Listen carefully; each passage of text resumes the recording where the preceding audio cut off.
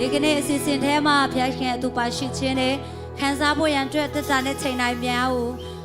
စက္ကန့်အနိုင်ရအောင်အားလုံးဆုတောင်းရအောင်ဟာလေလုယာခရစ်ရှင်ဖဖျားဂရေကျေးဇူးတော်နာမတော်ကိုချီးမွမ်းပါ၏အိုးဒီနေ့အတော့ကိုဆောင်ပေးတော်မူသောဖဖျားကိုကျေးဇူးတင်ပါ၏ဝိညာဉ်တော်ဖဖျားကိုခေါ်ဖိတ်ပါ၏အိုးဝိညာဉ်တော်ဖဖျားဒီရဲ့နိုင်နေရယူတော်မူပါဝိညာဉ်တော်ဖဖျားကိုနေရပေးပါ၏အိုးလာလာလာလာလာလာလာလာလာလာလာလာလာနေမောင်တော်ထဲမှာရောက်ရှိလာကြတဲ့ရောက်စီတိုင်းကိုဝိညာဉ်တော်ဖဖျားအထူးပါရှိတော်မူပါဝိညာဉ်တော်ဖဖျားစကားပြောတော်မူပါဝိညာဉ်တော်ဖဖျားတို့ချစ်တော်မူပါရှင်ဘုန်းကိုပဲချစ်တဲ့ကိုယ်တော်လုံးတော်မူပါဟာလေလုယာအိုးရှာလာလာပါပါပါပါပါပါပါပါပါပါပါပါပါပါပါပါပါအေးလာလာလာလာလာလာလာလာလာလာလာလာလာလာလာလာလာလာအိုးခရစ်ရှင်ဖဖျားလုံးတော်မူပါဝိညာဉ်တော်ဖဖျားမှာစာတော်မူပါဝိညာဉ်တော်ဖဖျားလမ်းပြတော်မူပါဝိညာဉ်တော်ဖဖျားပို့ဆောင်တော်မူပါဝိညာဉ်တော်ဖဖျားတို့ချစ်တော်မူပါဟာလေလုယာခရစ်ကိုနေရပေးပါ၏ခရစ်ကိုနေရပေးပါ၏ခရစ်ကိုနေရပေးပါ၏ခရစ်ရှင်ဖဖျားကျေးဇူးတင်တယ်ဒီကနေ့မှာရောက်ရှိလာကြတဲ့အရောက်စီတိုင်းရဲ့တတကိုခရစ်ရှင်ဖဖျားတည်တဖန်တို့ထီလက်ချင်းပွန်ကိုကွယ်ချင်းတဲ့ခရစ်ရှင်တူပါရှိပါမြတ်ကြောင်းတတနဲ့ချိန်တိုင်းများကိုယေရှုနာမနဲ့ဆုတောင်းနဲ့စက္ကန့်နံပါ၏အာမင်ကျမတို့ဒီကနေ့ဖျားရှင်ကိုချီးမွမ်းဖို့ရရောက်စီတိုင်းကိုခေါ်ဖိတ်ချင်ပါတယ်လူအနည်းဆိုဖြစ်တဲ့အတွက်ကြောင့်ကျမတို့အားလုံးရှင်းထွက်ရအောင်ဟုတ်နော်အားလုံးထွက်ရအောင်အားလုံးထွက်ရအောင်အားလုံးထွက်လာခဲ့ပါမကရင်လည်းရတယ်ပေါ့နော်ထွက်လာရမယ်ဘာဖြစ်လို့လဲဆိုလို့ရှိရင်ကျမတို့ရှောက်လန်းတလောက်ဖျက်ရှက်သူရဲ့ကောင်းမြတ်ခြင်းကိုတွေ့မြင်စေမှာဖြစ်ပါတယ်အာမင်ထို့တဲ့ကြောင့်ကျမတို့လွတ်လပ်နဲ့ပေါ့နော်ဖျက်ရှင်နာမတော်ကိုချီးမွမ်းရအောင်ဒီကနေ့ကျမတို့ကိုးခွေတဲ့ဖျားသခင်ကတကယ်ပဲ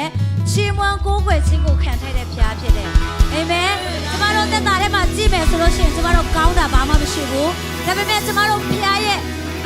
တကောဖျားသခင်ရဲ့ကောင်းမြတ်ခြင်းကိုကျမတို့ကြည့်တဲ့အခါမှာချီးမွမ်းခြင်းကိုခံထိုက်တဲ့ဖျားဖြစ်တယ်အာမင်ထို့တဲ့ကြောင့်ကျမတို့ယေရှုရဲ့နာမတော်ကိုတူတကွချီးမွမ်းကိုးကွယ်ရအောင်အာမင်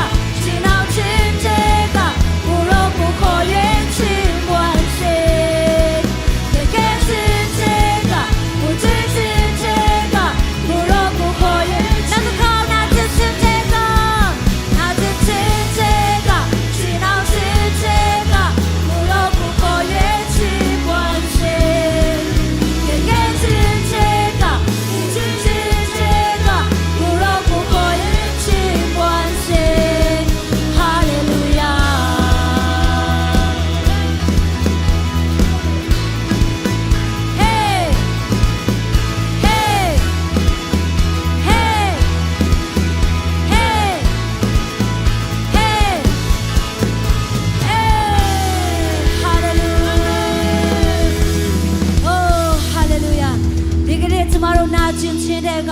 ကိုကျွေးခြင်းတဲ့ကထိုဖျားကိုကျမတို့စာငတ်ဖို့ထိုဖျားကိုချီးမွမ်းဖို့ဖျက်ခဲ့လို့တော့ရှိတာဖြစ်တယ်အာမင်ဒီကနေ့ကျမတို့တက်တာထဲမှာဒီကနေ့ဖျားခင်မျက်မှောက်တော်ကိုကျမတို့ဆွဲလန်းရအောင်ထိုမျက်မှောက်တော်ကတာလည်းကျမတို့ကိုလွတ်မြောက်ခြင်းပေးတာဖြစ်တယ်ကျမ်းမာခြင်းပေးတာဖြစ်တယ်ငြိမ်သက်ခြင်းပေးတာဖြစ်တယ်ဒီကနေ့ထိုဖျားရှင်နာမတော်ကိုကျမတို့စင်နှလုံးသွင်းလောင်းလျက်ဒီကနေ့ဒီသခြင်းအဖြစ်ဖျက်ခင်မျက်မှောက်တော်ထဲမှာတိုးဝင်ရအောင်ဒီနေ့မိတ်ဆွေရဲ့တက်တာကိုဖျားရှင်စကားပြောမှဖြစ်တယ်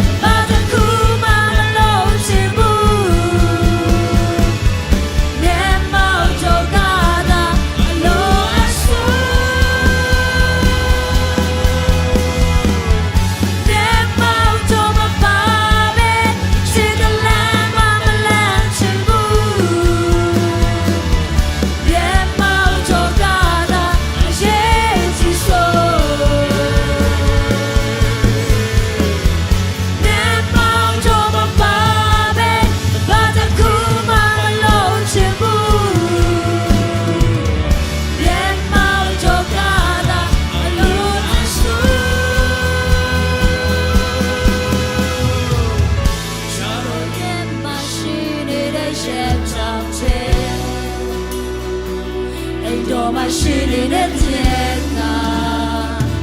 ကျွန်တော်တို့ဒါရဲ့ကောင်းတယ်ချာတော်ရဲ့မရှိနေတဲ့ရဲ့တောင်တဲ့တော်မှာရှိနေတဲ့တဲ့ကကျွန်တော်တို့ဒါရဲ့ချာတော်ရဲ့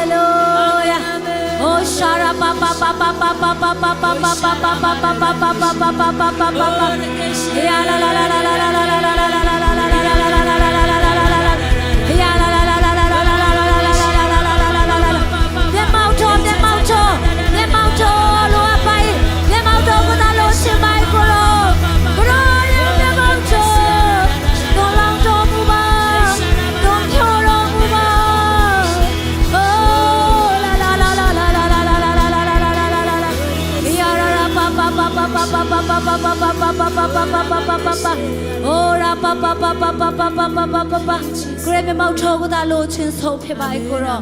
Hallelujah. Great mouth talk tema arm in chin shin up here.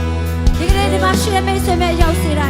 You can tomorrow the thought tema. Kansani are kekere. You can hear tomorrow drip. Like baby pide. Amen. Tomorrow young chin away can ya.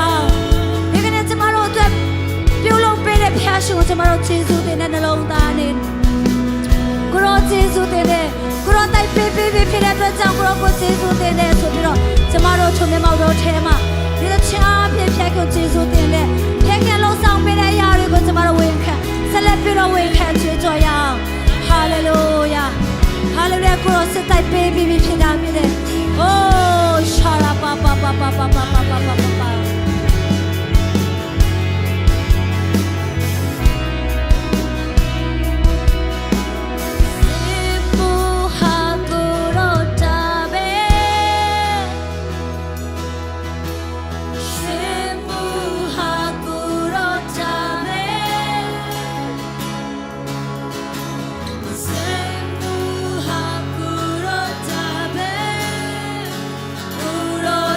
Baby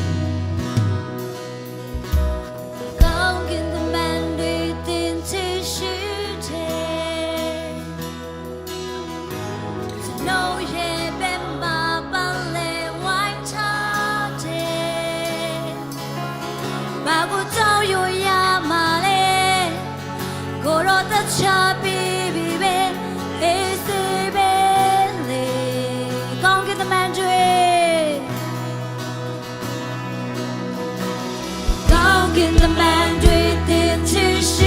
界，全都也把马帮嘞完成结尾，马古超有下马嘞，我若的差别。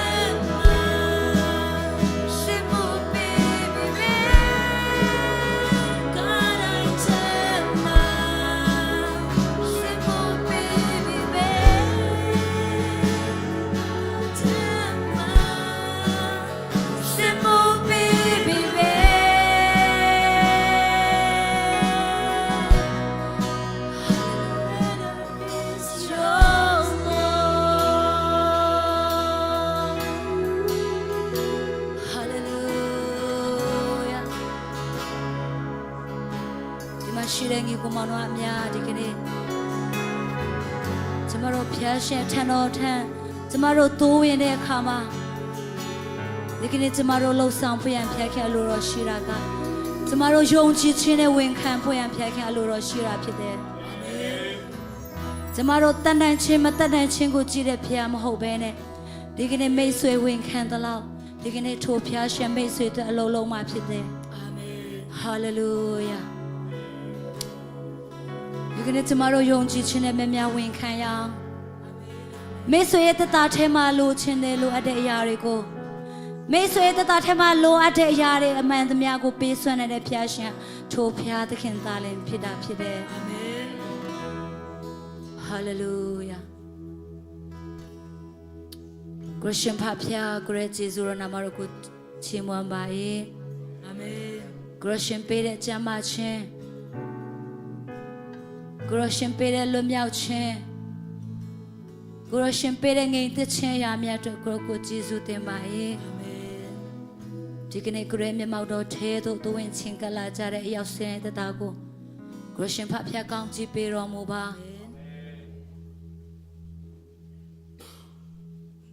ကိုရရှင်အတွက်အချိန်ပေးလျက်ကားခမဲကုန်ကြလက်ငွေကြေးအဖြစ်တော်လကောင်းအနေနာခံလျက်ကိုရမျက်မှောက်တော်ထဲကိုသွင်းချင်းကလာကြတဲ့အရောက်စီတိုင်းကိုကိုရရှင်ဖဖျက်ကောင်းကြည့်ပေးတော်မူပါအာမင်ကိုရရဲ့အတူပါရှိခြင်းကိုကိုရရှင်ဖဖျက်ဒီကနေ့အသက်တဖန်တက်ရောက်စေတော်မူပါအာမင်မကြမ်းပါတဲ့သူများကိုကြမ်းပါခြင်းကိုရရှင်ဖဖျက်ပေးသနာတော်မူပါလွတ်မြောက်ခြင်းမခံစားရသေးတဲ့သူတွေကိုလည်းကိုရရှင်ဖဖျက်ဒီကနေ့မှာအထူးသဖြင့်လွတ်မြောက်ရသောခွင့်ကိုရရှင်ဖဖျက်ပေးသနာတော်မူပါအာမင်ဟာလေလုယာကိုရမျက်မှောက်တော်ကိုအထူးပဲလိုအပ်ပါ၏ကိုရောအာမင်ကိုရရဲ့တူပါရှိခြင်းကိုအထူးပဲလိုအပ်ပါ၏ကိုရောဟာလေလုယာကိုရောမပါရှိဘူးဆိုလို့ရှင်ဒါတို့သမီးတို့ကချင်းနေတတ်ဖြစ်ပါ၏ကိုရောကိုတာလိုအပ်ပါ၏ကိုတာလိုချင်ပါ၏ဝိရောဖဖျားဆက်လက်ပြီးတော့နေရာရှူတော်မူပါအာမင်ရှင်မွန်ကိုကိုချင်းထဲမှာကိုရရှင်တူပါရှိတဲ့ကဲ့သို့ဂျန်ရှိနေသေးတဲ့အချိန်တိုင်းများမှလည်းကိုရရှင်အလုံးလုံးတော်မူပါအာမင်ဒီကနေ့ကိုရနိုင်ငံတော်အတွက်ပါဝင်ရမယ့်အရာတွေတဲမှာလည်းကိုရရှင်ဖဖျားအတိတ်ဖန်စကားပြောတော်မူပါအာမင်ကိုရနှုတ်ကပတ်တော်အဖြစ်ကိုရရှင်ဖဖျားဒီမှာရှိတဲ့သားသမီးရောက်စီတိုင်းကိုလည်းကိုရရှင်ဖဖျားအတိတ်ဖန်စကားပြောတော်မူပါအာမင်ကိုကျေးဇူးတင်ပါ၏ရှင်မွန်ကိုကိုချင်းထဲမှာတူပါရှိတဲ့ဖဖျားကျန်ရှိတဲ့ချိန်တိုင်းများမှာလည်းကိုရှင်ဆက်လက်ဦးဆောင်လမ်းပြပါမည်အကြောင်းတက်တာတဲ့ချိန်တိုင်းများကိုယေရှုနာမ၌ဆုတောင်းလက်စကန်နံပါ၏အာမင်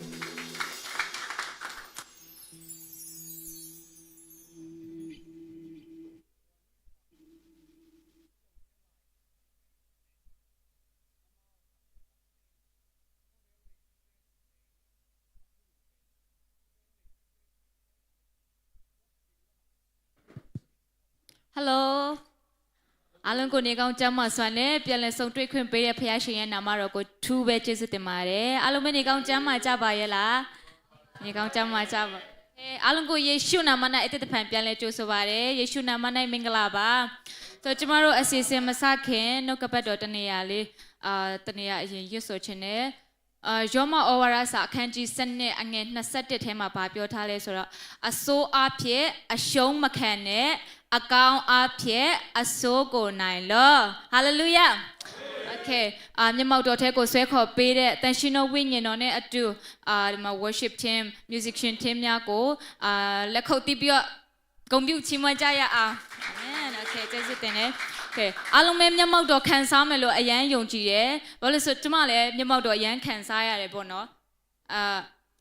ခုနကျမတို့တခြင်းထဲမှာဂုဏ်တော်ချီးမွမ်းသွားတဲ့အထက်မှာဗာလဲဆိုတော့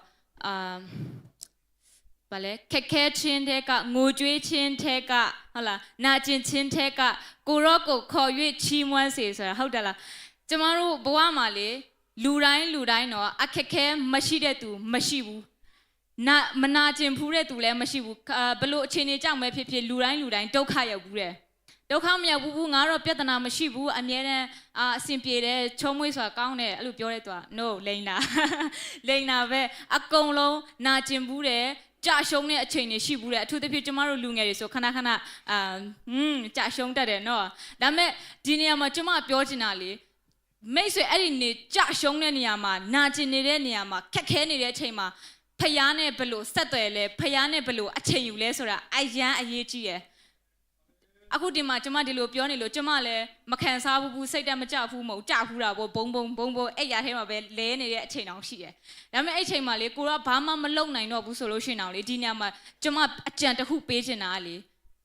ဘာမှမလုပ်နိုင်တော့ဘူးခြေကုံလက်ပန်းကျနေပြီဆိုလို့ရှိရင်ကိုတော့သမီးဘာမှမလုပ်နိုင်တော့ဘူးကိုတော့ကျွန်တော်ဘာမှမတက်နိုင်တော့ဘူးဖယားရှင်မှာပဲဆုတောင်းလိုက်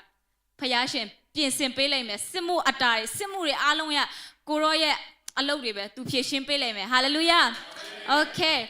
ဆိုတော့ကျမတို့ဝန်ခံခြင်းထဲကိုသွားရအောင်ဖယားရှင်ကောင်းမြတ်ပါသလားဖယားရှင်ကောင်းမြတ်တယ်နော်ကောင်းမြတ်လွန်းလို့ကျမတို့ဒီမှာအေးချမ်းနဲ့တွေ့ဆုံရတာဖြစ်တယ်ဆိုတော့ဖယားရှင်ရဲ့ကောင်းမြတ်ခြင်းတွေကိုဝန်ခံကြွေးကြော်ရအောင်ဟာလေလုယာโอเคဖယားရှင်ကောင်းမြတ်ပါတယ်3ကြိမ်တိတိကြွေးကြော်မယ်1 2 3 ဖယားရှင်ကောင်းမြတ်ပါတယ်ဖယားရှင်ကောင်းမြတ်ပါတယ်ဖယားရှင်ကောင်းမြတ်ပါတယ်အာမင်ဖယားရှင်ကောင်းမြတ်တယ်ကျမပေါ်မှာ1 2 3ဖယားရှင်ကောင်းမြတ်ပါတယ်ကျမပေါ်မှာဖယားရှင်ကောင်းမြတ်ပါတယ်ကျမပေါ်မှာဖယားရှင်ကောင်းမြတ်ပါတယ်ကျမပေါ်မှာအာမင်ဖယားရှင်ကောင်းမြတ်ပါတယ်မြန်မာစီစဉ်ပေါ်မှာโอเค1 2 3ဖယားရှင်ကောင်းမြတ်ပါတယ်မြန်မာစီစဉ်ပေါ်မှာဖယားရှင်ကောင်းမြတ်ပါတယ်မြန်မာစီစဉ်ပေါ်မှာဖယားရှင်ကောင်းမြတ်ပါတယ်မြန်မာစီစဉ်ပေါ်မှာโอเคနောက်ဆုံးတစ်ခေါက်အနေနဲ့ကျမတို့အမြဲတမ်းကြွေးကြော်တဲ့အချက်6ချက်မမိသေးလားမသိဘူးနည်းနည်းကျမပြန်လဲရွတ်ပြမယ်နော်တစ်ခေါက်ယေရှုနာမ၌အကျွေးကြေပြီးကျမ်းမာပြီးချမ်းသာပြီးအောင်မြင်ပြီးကောင်းစားပြီးမျက်နှာသာရပြီးဘိတ်သိက်ချင်းရပြီโอเคရမလားမသိဘူးလုပ်ကြည့်ရအောင်နော်โอเค1 2 3ယေရှုနာမ၌အကျွေးကြေပြီးကျမ်းမာပြီးချမ်းသာပြီးအောင်မြင်ပြီးကောင်းစားပြီးမျက်နှာသာရပြီးကြွယ်ဝပြီးပြည့်စုံပြီးဘိတ်သိက်ချင်းရပြီးယေရှုနာမ၌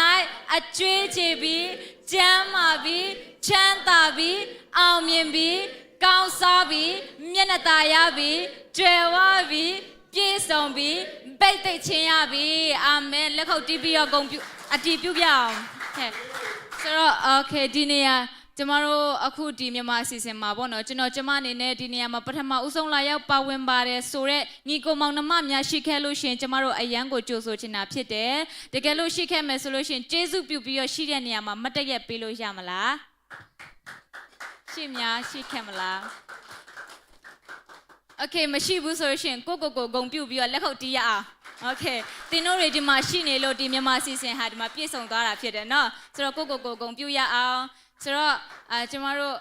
အစီအစဉ်တွေဆက်သွားရအောင်ကျမတို့ပေးကမ်းခြင်းဘက်ကိုသွားရအောင်ကျမတို့ပေးကမ်းခြင်းမှာအလူတော်ငွေ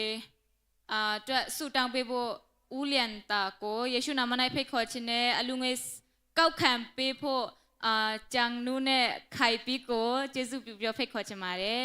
အလူတော်ငွေကောက်ခံနေတဲ့အချိန်မှာဂုဏ်တော်တီဆိုချီးမွမ်းပေးဖို့ဂျာခိုင်ဂျောရှွာခိုင်ကိုယေရှုနာမ၌ဖိတ်ခေါ်ချင်ပါတယ်လို့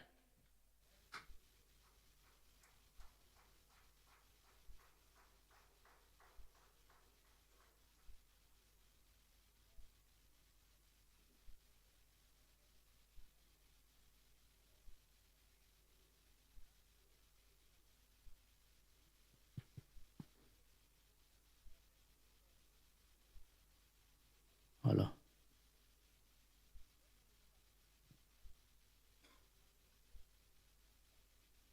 အလူတော်ငွေတွေစက်ကရအောင်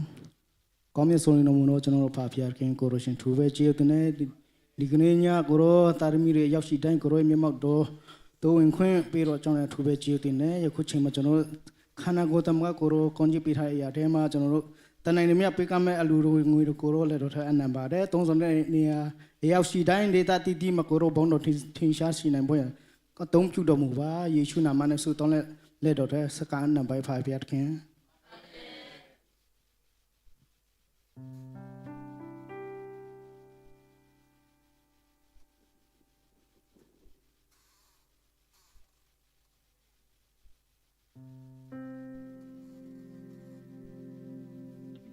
အလုံးမင်္ဂလာပါဆိုတော့ကျွန်တော်ဒီနေ့တခြင်းဆိုမြကအရာအလုံးရဲ့ရှင်လို့ခေါ်ပါတယ်ဆိုတော့အတန်အရန်နာနေတယ်နော်ချောင်းလဲဆိုးနေတယ်ဆိုတော့ဒါဆုံဆန်းခြင်းတော့မဟုတ်ဘူးကျွန်တော်အေးတောက်တာများသွားလို့ဖြစ်တယ်နော်ဆုံဆန်းခြင်းမဟုတ်ဘူးဆိုတော့โอเคဆိုတော့မားတယ်ဆိုရင်လဲ sorry ပေါ့မမဘူးဆိုလဲ sorry ပေါ့နော်โอเคအတူတကွချင်းမရအောင်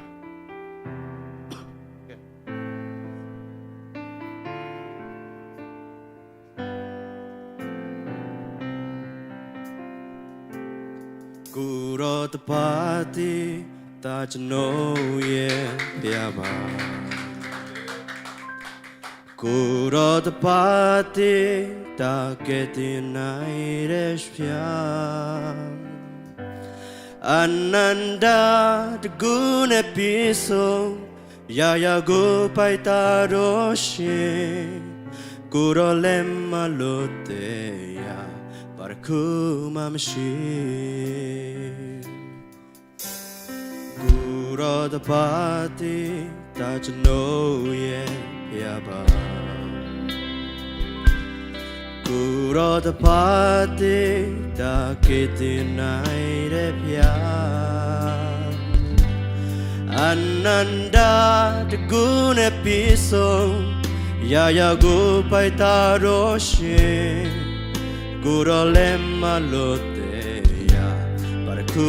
mam shi Guro a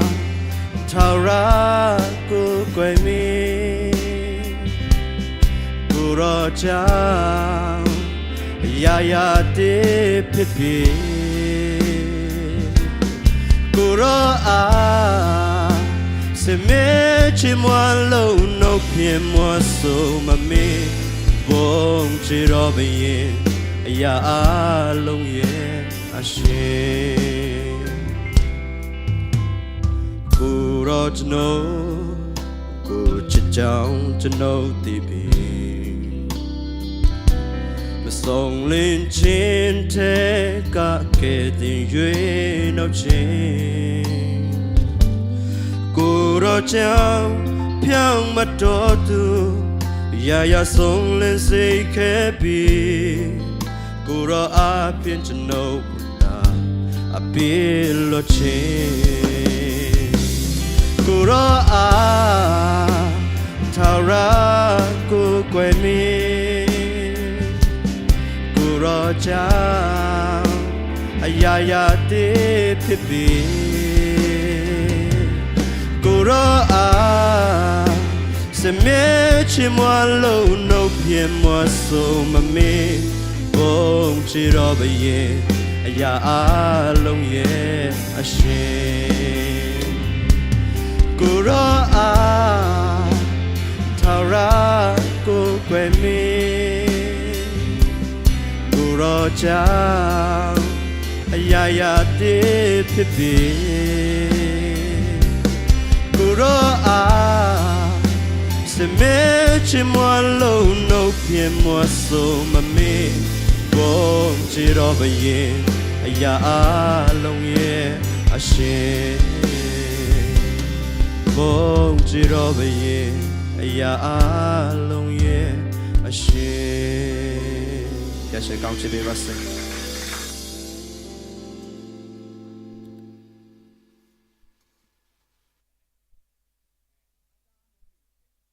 Wow, sẽ khai. À hôm bé con nằm hộ số lẽ con này nó. Ok,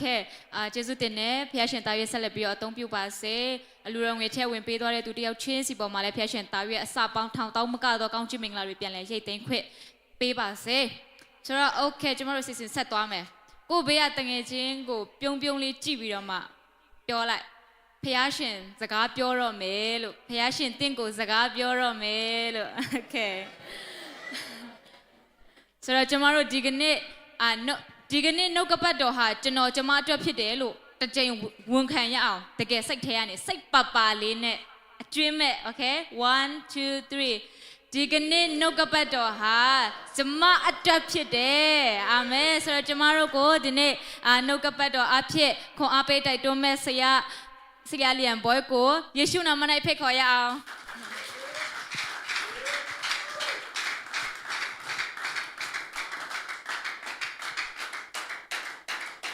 Hobby chizu dene menglaba ni kong chala phia ye kong mye chin ko khan sa cha ba ta la Hobby chizu dene di nya ni ma chin kong akha kong ko pyin sin pi do phia ye chi yu ro ko ho so chi mwan lo ba de Hobby chano di nya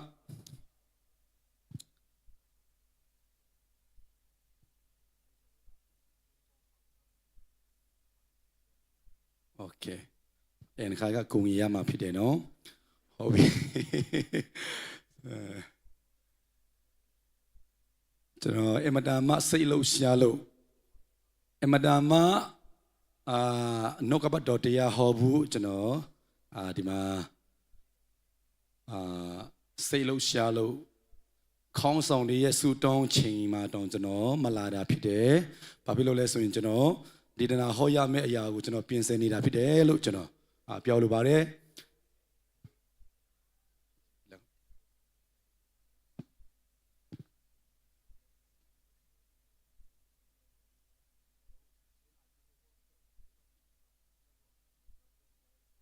ခဏလေးနော်ခဏလေး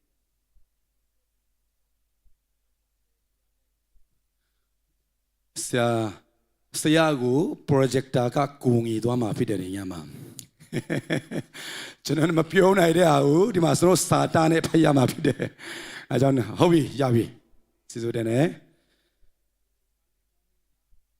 ကျွန်တော် shalom ဆိုပြီးတော့၃ချိန်ကြွကြော်ကြရအောင်1 2 3 go shalom ကြဲလေးအောင်ရအောင် shalom နောက်တစ်ခါ shalom ပြီးနာလူကို shalom ဆိုပြီးတော့ဖျားရဲ့ငြိမ်သက်ခြင်းကိုဝိမြကြရအောင်စီစိုးတယ်နဲ့ကြီးစိုးတယ်နဲ့အဲ့ဒီ shalom ငြိမ်ချမ်းသာခြင်းကိုအရောက်စီတိုင်းပေါ်မှာတယောက်ပါစေဟုတ်ပြီကျွန်တော်ဒီညနှုတ်ကပတ်တော်ဝီငါမဲနှုတ်ကပတ်တော်ကျွန်တော်အရင်ဆုံးအတူတကွဖတ်ကြခြင်းနဲ့အဲ့ဒီမတိုင်ခင်လေးမှာကျွန်တော်ဒီညဘာခေါင်းရှင်တက်ခြင်းတလဲဆိုရင်ထာဝရဘုရားကိုကိုးစားတော်သူဟာလေလုယာထာဝရဘုရားကိုကိုးစားတော်သူကျွန်တော် worship ထဲမှာကျွန်တော်စိတ်ထဲမှာဘာလာဝင်လာတယ်လဲဆိုရင်ဒီညကျွန်တော်ဟောခြင်းတဲ့အရာကထာဝရဘုရားကိုကိုးစားတော်သူကျွန်တော်စီအတင်းသားတိုင်ကိုworship ထဲမှာဝိညာဉ်တော်ကကျွန်တော်ကိုဘာခံစားစီတယ်လဲဆိုရင်ထာဝရဘုရားကိုအကူစားဆုံးတော်သူဖြစ်စေခြင်းနဲ့ဆိုတာကျွန်တော်ပြောလိုပါတယ်ဟာလေလုယာကျွန်တော်မိသားစုနဲ့ရှိတယ်လို့ရှိတယ်ပြီးတော့အမိန်းကလေးတွေယောက်ျားလေးတွေရှိတယ်ဆရာကြီးရှိတယ်အသင်းတော်လူကြီးတွေရှိတယ်ခေါင်းဆောင်တွေရှိတယ်အရောက်စီတိုင်းကိုကျွန်တော်ဝိညာဉ်တော်ကကျွန်တော်အထင်၌ဘာကိုပြောစီခြင်းတယ်လဲဆိုရင်ပါစတာဒီယာနီစာပြီးတော့အသင်းတော်လူကြီးတွေပြီးတော့ယောက်ျားယူပြီးသားအမျိုးသမီးတွေအမျိုးသမီးယူပြီးသားယောက်ျားတွေကောင်မလေးတွေယောက်ျားလေးတွေဖျားကိုထာဝရဘုရားကိုအကူစားဆုံးတော်သူဖြစ်စေခြင်းနဲ့ဆိုတာကျွန်တော်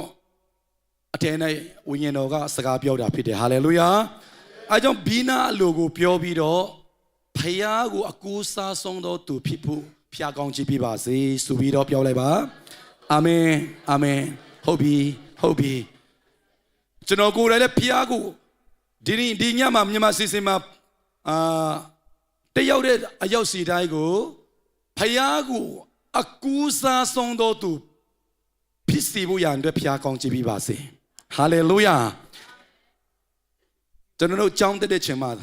ဆရာမတွေကအသာတည်မယ်နော်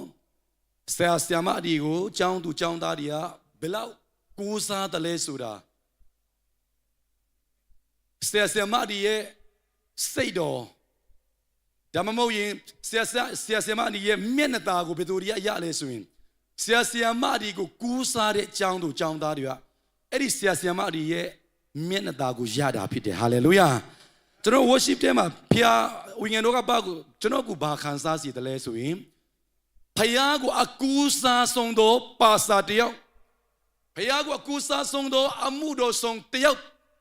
ဖြစ်ရတာကဘယ်လောက်တန်ဖိုးရှိတဲ့အတ္တတာဖြစ်လဲဆိုတာကိုကျွန်တော်အတွဲ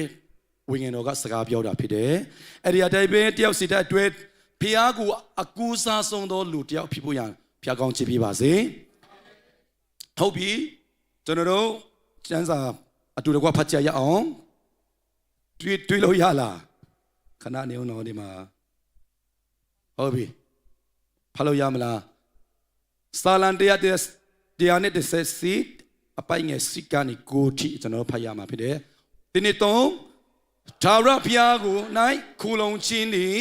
လူကိုကူစားခြင်းတဲ့တာ၍ကောင်း၏လူခေါင်းဆောင်တို့ကိုကူစားသည်တဲ့ ထာဝရဘုရားကိုကိုးစားခြင်းသည်ဘိုး၍ကောင်း၏နှုတ်ကပတ်တော်တရားအပြင်ဒီညမှာဖျားစကားပြောပါစေဒီအပိုင်ငယ်ရှိကူကျွန်တော်တို့ဇတ်စွန်ရဲ့ version ဖြစ်တယ်ဒါပေမဲ့ဒီညမှာကျွန်တော်ထာဝရဘုရားကိုကိုးစားတော်သူဆိုပြီးတော့ကိုးစားတော်သူဆိုလို့တဲ့စာကြောင်းလေးကိုကျွန်တော်ကြိုက်လို့ဒီအောက်ကအပိုင်ငယ်ကူးကိုကျွန်တော်ဘယ်ကနေယူကောက်နှုတ်ထားတယ်လဲဆိုရင်ခိတုံမြန်မာနှုတ်ကပတ်တော်ကနေကျွန်တော်ကောက်နှုတ်ထားတာဖြစ်တယ်အကြောင်းလူခေါင်းဆောင်တို့ကိုကူးစားသည့်ထက်ထာဝရဘုရားကိုကူးစားခြင်းကပို၍ကောင်းတယ်တဲ့ကျွန်တော်မြန်မာစကားအဲ့လောက်မပြောတတ်ဘူးဆိုတော့အာကူတယ်ဆိုတာတဲ့ကူးစားတယ်ဆိုတာကိုကျွန်တော်အတွက်ပို့ပြီးတော့ကျွန်တော်လေးနဲ့ခိုက်တယ်လို့ပြောမလားမသိဘူးလူတွေကိုကျွန်တော်တို့တခါတလေအာကူတတ်တယ်ဒါပေမဲ့ဒီနေ့မှာကျွန်တော်ပြောချင်တာအဲ့ဒီလူတွေကိုအာကူတာတဲ့ပို့ပြီးမှ next strike တဲ့စကားဘာလားဆိုပြီးတော့ကျွန်တော်ခံစားတာဖြစ်တယ်အဲကြောင့်ဖယားကိုကူးစားတော်သူမင်းဒီကူးစားတာတဲ့မိမရီကိုကူးစားတာတဲ့ဆဲမရီကိုကူးစားတာတဲ့ဖျားကိုကူးစားတာတာကောင်းတယ်ဆိုတာနှုတ်ကပတ်တော်တရားလေးကိုကျွန်တော်တို့ဝင်ကချင်တာဖြစ်တယ်အဲကြောင့်ဒီနေ့မှာကျွန်တော်ကျမ်းစာထဲမှာဘယ် subject မဆိုနှုတ်ကပတ်တော်ကပြောတဲ့အချိန်မှာနိုင်ရှင်လေးရှိတယ်နော်အထူးသဖြင့်တုတ်တန်ကျမ်းမှာဆိုရင်လူစုနဲ့လူကောင်းအဲ့လိုမျိုးဒါဆိုဒီညမှာဘုရားကိုကူးစားတော်သူရဲ့ opposite တပည့်မှာပါရှိမလဲဘုရားကိုမကူးစားတော်သူရှိမှာဖြစ်တယ်ပြီးတော့ဘုရားကိုအကူးစားဆုံးတော်သူရဲ့ opposite မှာပါရှိမလဲဆိုရင်ဘုရားကိုလုံးဝမကူးစားတော်သူရှိမှာဖြစ်တယ်အယောဒီညမှာဘုရားကိုလုံးဝမကူးစားတော်သူမဖြစ်စေချင်ဘူးဘုရားကိုအကူးစားဆုံးတော်သူဖြစ်ဖို့ရန်အတွက်ဘုရားကောင်းချီးပေးပါစေအာမင်လက်ခုပ်တီးပြီးတော့ကိုရောကိုချီးမွမ်းကြရအောင်ဟာလေလုယာကျွန်တော်စကားတကားတလီကြိုက်တယ်လို့စိတ်ထဲမှာရှိတယ်လို့ပြောနိုင်မှာမဟုတ်ဘူးဒါပေမဲ့ကျွန်တော်လည်းဒီညပြင်ဆင်လိုက်တဲ့အချိန်မှာကျွန်တော်စိတ်ထဲမှာအော်ဟုတ်သားပဲကျွန်တော်လည်းမြန်မာပြည်ခွဲကွာလို့မရတဲ့မြန်မာပြည်ကျွန်တော်လည်းမြန်မာပြည်ချစ်ဆုံးလူတယောက်ထဲမှာပါမယ်လို့ထင်နေတယ်မြန်မာပြည်သားထဲမှာမြန်မာပြည်ကိုမခွဲနိုင်ဘူးကျွန်တော်မနေ့ကဆရာတော်ဘုရားလည်းမရရုံခန်းထဲမှာလာလို့ကျွန်တော်တို့သမင်းစားဖို့တောင်မိသွားတာလေမြန်မာပြည်အနာဂတ်တွေကိုမျိုးတွေအနာဂတ်တွေကိုတိတလောက်ပေါ့နော်ဒီမှာဖျားပြီးတဲ့ယူပါယုံတွေvision lead ကို sharing လုပ်ပြီးတော့ကျွန်တော်ပြောလိုက်တော့မကုံနိုင်တာဖြစ်တယ်သမင်းစားဖို့တောင်မိသွားတာဖြစ်တယ်အကြောင်းတတိယနိုင်ငံကိုမြဲမြဲသွားပြီးတော့passport လေးနဲ့မြန်မာပြည်ကိုပြန်သွားချင်တာဖြစ်တယ်ဒီဆာမွန်ကိုကျွန်တော်ပြင်ဆင်တဲ့အချိန်မှာဟုတ်ပြီကျွန်တော်လည်းတော်တော်ကြိုးစားရမှာပဲကျွန်တော်အမျိုးတွေအတွက်မြန်မာပြည်သားတွေအတွက်ကျွန်တော်ကောင်းချီးဖြစ်ဖို့ယေရှုနာမနဲ့ကျွန်တော်ဝန်ခံကြီးညာပြီးတော့ယုံကြည်ခြင်းနဲ့ကျွန်တော်တို့တခြင်းဆိုသလိုယုံကြည်ခြင်းနဲ့ပါလေယေရှုရမှာဖြစ်တယ်ဟာလေလုယာကျွန်တော်မပြီးဆုံးခြင်းကျွန်တော်မဆုံးလင်းခြင်းကို excuse မယူဘဲနဲ့အော်ခရစ်တော်နဲ့ဆိုရင်ကျွန်တော်မြန်မာပြည်ရဲ့အတွက်ကျွန်တော်အမျိုးတွေအတွက်ကောင်းကြီးဖြစ်နိုင်တယ်ဆိုတာကျွန်တော်ကိုဖြစ်ချင်းကိုမချိဘဲနဲ့ကိုမဆုံးလင်းတဲ့အရာကို focus မလုပ်ဘဲနဲ့ဖခင်ရဲ့ဆုံးလင်းခြင်းကို focus လုပ်ပြီးတော့ဝန်ခံရမှာမဟုတ်ဘူးလားဆိုပြီးတော့ကျွန်တော်ဒီစာမပြင်ဆင်တဲ့အချိန်မှာခွန်အားရတာဖြစ်တယ်ဟာလေလုယာအကြောင်းမြန်မာပြီးခဲ့တဲ့ပတ်တုန်းကကျွန်တော်ပြီးခဲ့တဲ့လတုန်းကကောင်မလေးတယောက်ကကျွန်တော်ကိုနှစ်ခါလောက်ကျွန်တော်ကိုပြောဘူးတယ်ဆရာပိသားတဲ့ဘာလဲပြောပါဆိုပြီးတော့ပြောတဲ့အချိန်မှာမြန်မာလူနဲ့ Bible Study Zoom မှာဥဆောင်ပြလို့ရမလားနှုတ်ကပတ်တော်ဝင်ကပြလို့ရမလားတဲ့နှစ်ခါတိတိကျွန်တော်ကိုပြောတာဖြစ်တယ်ကျွန်တော်အဲ့ဒီနှစ်ခါကိုငင်းသွားတာဖြစ်တယ်အိုးကျွန်တော်မြန်မာစကားမပြောတာတားကြပြီ ကျွန်တော်မရဘူးနော်မရဘူးရှစ်ဆရာကောင်းတယ်ကျွန်တော်အတွက်မြန်မာစကားပြောတာဆိုပြီးတော့ညင်လိုက်တာဖြစ်တယ်ပြီးတော့နောက်တက3ခေါက်တိတိတူကျွန်တော်ကိုစကားပြောတာဖြစ်တယ်ကျွန်တော်လည်းသူမကိုကတိပြီးတာဖြစ်တယ်ကတိပြီးတယ်ဟုတ်ပြီအခု3ခါရှိပြီယွန်လာနီဇူလိုင်ဩဂတ်နှစ်ရက်တဝက်ကုန်ပြီဆိုတော့ကျန်သေးတဲ့တဝက်မှာမင်းပြောနောက်တစ်ခေါက်ပြန်ပြောတယ်ဆိုရင်ကျွန်တော်မတတ်နိုင်တာကျွန်တော်ဘာမှပြောတော့မှာမဟုတ်ဘူးလုံမယ်လို့ကျွန်တော်ကတိပြီးတာဖြစ်တယ်ဟာလေလုယာကျွန်တော်ဒီနေ့ကျွန်တော်စာမပြင်ဆင်တဲ့အချိန်မှာအဲ့ဒီအရာကိုလည်းပြန်မှတ်မိပြီးတော့ဟုတ်တာပဲကျွန်တော်လည်းတော်တော်ကြိုးစားရမှာဖြစ်တယ်ဖျားလူတယောက်အနေနဲ့ဒီသနာကိုတားဟောချင်တာဖြစ်တယ်ကျွန်တော်ဟာနှုတ်ကပတ်တော်တရားကိုတားဟောချင်တာဖြစ်တယ်မနေ့ကလည်းစက်တော်မူနဲ့ပြောလိုက်တော့ကျွန်တော်တို့ကလူ90ပြမှဟောမယ်ပြောမယ်ပူချမယ်ကိုမရှိတဲ့ message လေးကိုပြပြတဲ့အဲ့ဒီ vision လေးကိုလူများမှပဲကျွန်တော်တို့သူတို့ကိုဗာလဲဝေငါဖို့စာနာရှိကြတာဖြစ်တယ်အဲ့လိုဖြစ်ရမှာမဟုတ်ဘူးလို့ကျွန်တော်ဆွေးနွေးကြတာပေါ့နော်9ယောက်ရှိရင်လည်းကျွန်တော်တို့ကိုကျွန်တော်ဘယ်လိုပြောမလဲဆိုရင်you are ani 2ယောက်ပညာရှိတဲ့လူငယ်2ယောက်ကောင်းမွန်ကျွန်တော်တို့ထဲမှာရှိတဲ့ message လေးကိုတို့ကိုကောင်းတွင်းနိုင်တယ်ဆိုရင်ကြားပြီးတော့ဘာမှဆက်မလုပ်တဲ့အယောက်90တဲ့အဲ့ဒီ2ယောက်ကတရွာလုံးကိုတို့ပြောင်းလဲခိုင်းมาဖြစ်တယ်ဆိုပြီးတော့ကျွန်တော်အတူတကွ discussion လုပ်ကြတာပေါ့နော်အဲကြောင့်ဒီ sermon ပြင်ဆင်ရင်းနဲ့ကျွန်တော်အဲ့ဒါကိုမှတ်မိတယ်အဲကြောင့်ဒီညမှာဖျားကြောင်းလာတဲ့အယောက်အတင်းတော်တင်းသားအားလုံးလေကျွန်တော်ခေါ်အားပေးချင်ပါတယ်တခါတလေကိုဖြစ်ချင်းကိုတတ်နိုင်ချင်းကိုကျွန်တော် focus လုပ်တဲ့အချိန်မှာလှုပ်ရှားမရှိဘူးငုတ်တုတ်ထိုင်ပြီးတော့ကိုပြည်သားဆိုအတွဲဆိုပြီးတော့တခါတလေအဲ့ဒါပဲကျန်တယ်ဒါပေမဲ့ကိုပြည်သားဆိုအတွဲကိုအတွဲပဲတက်ရှိမယ်ဆိုရင်တခါတလေပင်းပူတာကောင်းတယ်ဒီလောကကတခါတလေကိုတော့တခါပြင်းနေနော်အမျိုးသမီးတွေယောက်ျားကိုမတွေ့ချင်တဲ့ချိန်ရှိတတ်တယ်ယောက်ျားလေးတွေအမျိုးသမီးကိုမတွေ့ချင်တဲ့ချိန်ရှိတယ်သားသမီးတွေအဖေအမေကိုမတွေ့ချင်တဲ့ချိန်ရှိတယ်အဖေအမေတွေလည်းသားသမီးတွေကိုဆုံးမလို့မရဘူးဆိုပြီးတော့တခါတလေအဲ့လိုမျိုးရှိတယ်ဒါပေမဲ့မိသားစုပြန်ဘက်ကိုတွားပြီးတော့ကျွန်တော်တို့တခါတလေသူမြတ်တွေ့တခုခုပြီးကန်ချင်းဓမ္မမို့ရင်တခုခုလှုပ်ပြီးတယ်ဆိုရင်ကိုမိသားစုကိုမိသားစုနဲ့ကိုမျိုးတွေ့ယူပါယုံတခုခုနဲ့အိမ်ကိုပြန်လာတာဖြစ်တယ်ဟာလေလုယာအဲ့တော့ကျွန်တော်ထက်ခါကျွန်တော်တွေ့ရတာဖြစ်တယ်ကျွန်တော်လူမျိုးတွေကလည်းအဲ့လိုပဲမြန်မာပြည်သားပဲဆိုပြီးတော့တခါတလေကျွန်တော်တွေ့ကြတယ်ကိုလူမျိုးမဟုတ်တဲ့တခြားလူမျိုးပေါ်မှာကောင်းမှုတခုခုလှုပ်တယ်ဆိုရင်ပြန်အဲ့ဒီနေရာနေပြန်သွားတဲ့အချိန်မှာကိုအမျိုးတွေအတွက်ကိုတိုက်ပြအတွက်ယူပါယုံတခုခုဘုရားကပေးတာဖြစ်တယ်ဟာလေလုယာအဲကြောင့်ရယူခြင်းတဲ့ပြီးကန်ခြင်းကဘာလဲပို့ပြီးတော့ကောင်းချီးရှိတယ်တဲ့ယေရှုကိုယ်တိုင်ပြောတာဖြစ်တယ်ဟာလေလုယာအဲကြောင့်အဲ့ဒါလေးကိုစာမုံကိုလှုပ်ရင်းနဲ့ကျွန်တော်စိတ်ထဲမှာဝင်လာတာကိုခဏလေးကိုပြောပြတာဖြစ်တယ်ဟုတ်ပြီအခုကျွန်တော်ဘုရားကိုကိုးစားတော်သူနဲ့ဘုရားကိုမကိုးစားတော်သူဆိုတာစိတ်ထဲမှာကျွန်တော်ဘာမှမစဉ်းစားကြအောင်ကျွန်တော်ဓမ္မဟောင်းထဲမှာကျွန်တော်တွေ့ရတယ်ခါရဲကြားနေကြတဲ့ဆောလူနဲ့ဒါဝိအကြောင်းကိုကျွန်တော်ခဏကြားရတာဖြစ်တယ်။နှစ်ယောက်စလုံးကဖျားပြီးတဲ့ဣသရေလရဲ့ဘုံမင်းကြီးတွေဖြစ်တယ်နော်။ကျွန်တော်ဘယ်နေရာမှာတွေ့ရတယ်လဲဆိုရင်ဓမ္မဟောင်းကျမ်းထဲမှာကျွန်တော်တို့ဓမ္မရာယဝင်ပထမအစာဆုံး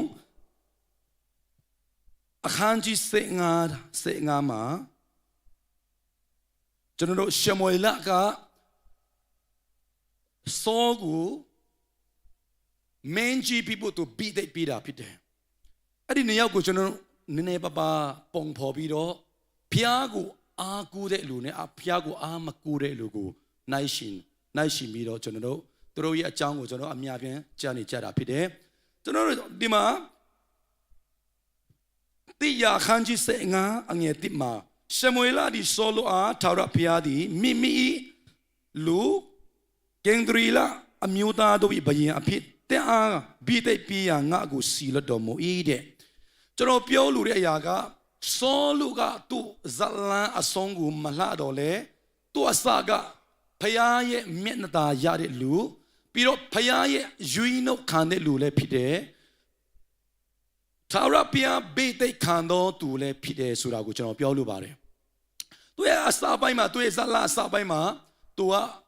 တနည်းနဲ့ပြောမယ်ဆိုရင်ဘုရားကိုအားကိုးတဲ့ပုံကိုလည်းဖြစ်တယ်ဒါပေမဲ့သူကအော်ယာရီကြီးလာတယ်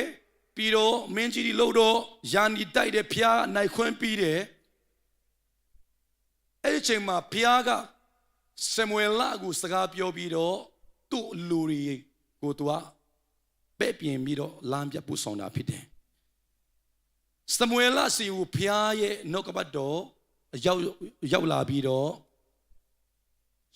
ယန်တိုက်ဖို့သူခိုင်းတာဖြစ်တယ်ကျွန်တော်တို့သူတို့ပုံပြင်လို့ပြောမလားသူတို့ history ကိုကျွန်တော်အများအပြားကြားနေကြတာဖြစ်တယ်ဒီမှာအငယ်သုံးမှာတင်းဒီအမလက်အမျိုးသားတို့အားတွားရောက်တိုက်ခိုက်လို့သူတို့ပစ္စည်းဥစ္စာရှိသမျှဖျက်ဆီးပြရမယ်တဲ့ဆောလူကနာခံရမယ်နှုတ်ကပတ်တော်ကို Prophet Samuel အနီလာတာဖြစ်တယ်ဒီမှာတဆုံတခုမြမကြံစီနဲ့ရှိသမျှယောက်ျားမိန်းမခလီးတုငယ်နုစုအများပြင်ရှိသမျှသူနွားကလောက်မီးများကိုတုတ်တင်ဖြစ်ရှိပြီးလို့ဟုဆို၏တဲ့ဘုရားကပြီးသိပြီးတယ်ဆိုတာဘုရားကရွေးနှုတ်တယ်ဆိုတာတော့ပြီးသိချင်းကိုကျွန်တော်တို့ study လုပ်တဲ့အချိန်မှာတာဝန်ကိုလွဲချင်တာဖြစ်တယ်။သူလှုပ်စီချင်တဲ့အရာကိုလှုပ်ခိုင်းစီချင်လို့တော့ဘေးသိပ်ပေးတာဖြစ်တယ်။အဲကြောင့်ဒီမှာအမလက်သားတွေကိုဣသရေလတွေကိုသူတို့ကအထင်သီးပြီးတော့သူတို့နေတယ်ဆိုတာကျွန်တော်တို့အေဂုတုပြာနီခါနန်ပြည်ကိုသူတို့တွားတဲ့အချိန်မှာအဲ့ဒီအမလက်လူတွေကဣသရေလသားတွေအတွက်အမဒါမပြဿနာကိုဆရာပြီးတော့သူတို့ကိုယန်တိုက်တဲ့အမျိုးဖြစ်တယ်။အဲကြောင့်ဘုရားကသူတို့ကိုတုတ်တင်ပြီးတော့ဖျက်ဆီးပြလိုက်ချင်တာဖြစ်တယ်။ဘုရားကိုယ်တိုင်ဘုရားရဲ့ကိုယ်တိုင်ကသူ့လက်ကိုမဆမ်းဘဲနဲ့သူကစောကိုပြီးသိပြီးတော့သူလှုပ်ချင်တဲ့အရာကိုလှုပ်ခိုင်းတာဖြစ်တယ်။ဒါပေမဲ့သူဘယ်လိုလုပ်မလဲဆိုတာတိတိကျကျဘုရားကလမ်းဝင်ပေးတာဖြစ်တယ်။ဒါပေမဲ့ကျွန်တော်တို့သိတဲ့အတိုင်းပဲဆောလူကဖျားကိုမကူစားတော့ဘဲနဲ့သူ့ရဲ့လူဝင်ဆန္ဒပြေဝဘူးဒါမှမဟုတ်ရင်ဖျားရဲ့လူတော်ကိုမရှာတော့ဘဲနဲ့သူကြိုက်တယ်လို့သူကရန်တိုက်တဲ့အချိန်မှာဖျားကစစ်ပွဲအောင်ခွင့်ပြီးတယ်ဒါပေမဲ့ပြင်လာတဲ့အချိန်မှာဖျားခိုက်တဲ့အတိုက်သူမလုပ်တော့ဘဲနဲ့သူလူဝင်စန္ဒအတိုင်းသူရဲ့အလူတော်ပြီးဆောင်ဖို့ရန်အတွက်သူကလှုပ်လိုက်တာဖြစ်တယ်။ဘုရားရဲ့အလူတော်ကိုမရှာတော့ဘဲနဲ့သူကောင်းခိုင်းတယ်လို့ဘယ်လိုပြောမလဲသူကအဲ့လိုလုပ်ရင်ဘုရားလဲချီနေမှာပဲဆိုပြီးတော့နှုတ်ကပတ်တော်ကိုမကြည့်တော့ဘဲနဲ့ဘုရားရဲ့အတန်တော်ကိုနားမထောင်တော့ဘဲနဲ့ဘုရားကိုအားမကူတော့ဘဲနဲ့သူကလှုပ်လိုက်တာဖြစ်တယ်။ကျွန်တော်တို့သုတ္တန်အခန်းကြီး3အငယ်9မှာတွေ့ရတယ်နော်ကိုယ်ငြင်ကိုအမီမပြုတ်နဲ့ဘုရားကတိတိကျကျကျွန်တော်တို့ကိုဆုံးမတာဖြစ်တယ်တခါတလေကျွန်တော်တို့ဘုရားရဲ့ကြီးစုတော်ကြောင့်တခုခုလုံနိုင်တယ်တတ်နိုင်တယ်ဘုရားကလည်းတူပါရှိတဲ့အချိန်မှာတခါတလေဘုရားကဘာလိုချင်လဲဆိုတာကိုကျွန်တော်တို့မတွေးတော့ဘဲနဲ့နားမထောင်တော့ဘဲနဲ့ဘုရားရဲ့အတန်တော်ကိုနားမထောင်တော့ဘဲနဲ့ကျွန်တော်တို့အလိုတော်လူဝင်စာနာတိုက်ဘုရားကလည်းကျင့်နေမှာပဲဆိုပြီးတော့ကျွန်တော်တို့တခါတလေလို့တဲ့အချိန်လဲရှိတတ်တယ်ဆောလူကလည်းဒီမှာအဲ့လိုလှုပ်လိုက်တာဖြစ်တယ်အဲကြောင့်ဘုရားကသူ့ကိုငင်းလိုက်တာဖြစ်တယ်ဒီမှာတိယခန်းကြီးစငါငယ်စတစ်အတူတကွဖတ်ကြရအောင်မင်းတို့ကျွန်တော် စကားမတွလို့မင်းတို့အိမ်ငိုင်မှာဆိုလို့နော်အိမ်ငိုင်မှာဆိုလို့ဟုတ်ပြီအတူတူကဖတ်ကြရအောင်တင်းနေသုံးငါသည်စောလူကိုစီမရင်အရာ၌ခံထားသည့်အမှုကြောင့်နောင်တရ၏တဲ့ခဏရရအောင်ဖယားကူရဘိသိက်ပြီးတယ်ဘိသိက်ပြီးချင်းကသူလှုပ်စီချင်းတဲ့အရာရှိလို့ဘိသိက်ပြီးတာဒါပေမဲ့ तू လှုပ်စီချင်းတယ်လို့ तू မလှုပ်တော့ဘိသိက်ပြီးတဲ့ဖယားကူရနောင်တရတာဖြစ်တယ်ဖယားနောင်တရတယ်ဆိုတာလူဖန်ဆင်းရတဲ့အကြောင်းလဲ तू နောင်တရတာလေကဘာဦးချင်းထဲမှာကျွန်တော်တွေ့ရတာဖြစ်တယ်အကြောင်းဒီနေ့ကျွန်တော်ပြောလို့ပါတယ်ဖယားသခင်ကသူ့တပါးဒီတော့တာတော်ယေရှုခရစ်ရဲ့အသွေးတော်အားဖြင့်ကျွန်တော်တို့ကိုယွေးနှုတ်ရတာနောင်တမရဘူးကျွန်တော်တို့တာဝန်ဖြစ်တယ်ဟာလေလုယာအဲကြောင့်ကျွန်တော်ဖယားကကျွန်တော်ကိုမပြည့်စုံမင်းနဲ့မစုံလင်မင်းနဲ့မတန်ရှင်းတော့လူကိုသူ့ရဲ့သားရဲ့အသွေးတော်နဲ့ကျွန်တော်တို့ကိုယွေးနှုတ်တာဖြစ်တယ်အဲ့ဒီယွေးနှုတ်တာကကောင်းကင်နိုင်ငံတွားဖို့တက်မဟုတ်ဘဲနဲ့သူကကျွန်တော်တို့ကိုတာဝန်ပေးချင်တာဖြစ်တယ်ဟာလေလုယာအဲ့ဒီတာဝန်ကိုကောင်းကောင်းမွန်မွန်ကျွန်တော်မထမ်းဆောင်ဘူးဆိုရင်ကိုရောရအလူတော်တိုက်ကျွန်တော်တို့မတွားဘူးဆိုရင်တခါလေဖျားကအိုးကျွန်တော်တပါးဒီတော့တားတော့ကိုသူ့အတွက်ပြီးတော့အသွေးတော်နဲ့ရွေနှုတ်တာကျွန်တော်မချီနှပ်ဘူးကွာကျွန်တော်နောင်တရတယ်ဆိုပြီးတော့တခါတလေဖျားကခံစားမှဖြစ်တယ်အဲကြောင့်ဒီညမှာကျွန်တော်အဲ့လိုဖျားကိုမခံစားဘူးရန်အတွက်ဖျားကမခံစားဘူးရန်အတွက်ဖျားကိုအကူစားဆုံးတော့သူဖြစ်ဖို့အမှန်တမ်းအရေးကြီးတယ်ဆိုတာကိုကျွန်တော်ပြောလိုပါတယ်ဟာလေလုယာဖျားကောင်းကြည့်ပြပါစေโอเคဒီမှာစက်ဖတ်ကြရအောင်သူဒီငါဤပညာတို့ကိုမချင်းငါနောက်တော့မလိုက်လမ်းလွဲပြီးဟုမိန်တော်မူ၏ရှမွေလာဒီဝင်နေ၍တညာလုံးထာဝရဘုရားအားဟစ်ကြော်ပြီးလျင်တဲ့အဲ့ဒီဘုရားရဲ့နှုတ်ကပတ်တော်အတိုင်းမလိုက်လျှောက်တဲ့လူတယောက်အတွက်ဘယ်သူကိုဝင်နေလဲဒီမှာဘုရားကိုအားကိုးပြီးတော့ဘုရားရဲ့အတန်တော်ကိုအချိန်တိုင်းမှာနားထောင်တဲ့ဘုရားရဲ့ prophet Samuel ကဝင်နေရတာဖြစ်တယ် hallelujah ကိုနာမှာရှိတဲ့လူကိုအမျိုးထဲမှာရှိတဲ့လူအပိလုပ်ပြီးတော့ဖျားကိုလည်းမကိုးစားတော့ဘူးဖျားချောင်းကိုလည်းမတွားတော့ဘူးအဲ့လိုမျိုးအချိန်ဒါတည်းကိုတငယ်ချင်းကြီးကိုအမျိုးထဲမှာကိုမိသားစုဝင်ထဲမှာကို relative ထဲမှာအမျိုးနွယ်ထဲမှာရှိတတ်တယ်ဒါပေမဲ့ကျွန်တော်ဒီညပြောလို့ပါတယ်ရှမွေဖျားကိုကိုးစားတဲ့လူတယောက်အနေနဲ့သူက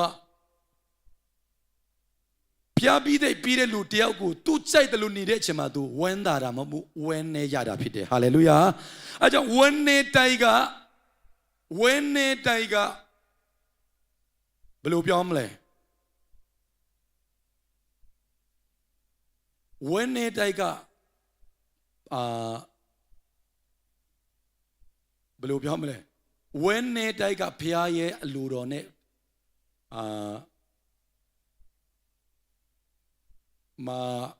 ဘယ်လိုပြောမလဲဥပမာပြောမယ်နော်ကျွန်တော်သမီးဇုံကိုဖျားကြောင်းလာဖို့ခေါ်တယ်ဇုံကျွန်တော်တရားဟောရမယ်မြန်မာစကားနားမလဲရင်လည်းလာပါအေးစီထိုင်ဖျားကောင်းကြည့်ပြီးမယ်ကျန်းစာလေးတွေပြတဲ့အချိန်မှာကိုကျန်းစာကိုလမ်းဖတ်နော်သူကကျွန်တော်အဖေရဲ့စကားကိုနားမထောင်မဲနဲ့မသွားချင်မှုအဖေဆိုပြီးတော့သူကျွန်တော်ကိုငင်းနေဆိုရင်ကျွန်တော်ဝမ်းသာမလားဝမ်းနေမလားဝမ်းနေမှာဖြစ်တယ်ဒါပေမဲ့အဲ့ဒီဝမ်းနေခြင်းကဘယ်လိုပြောမလဲ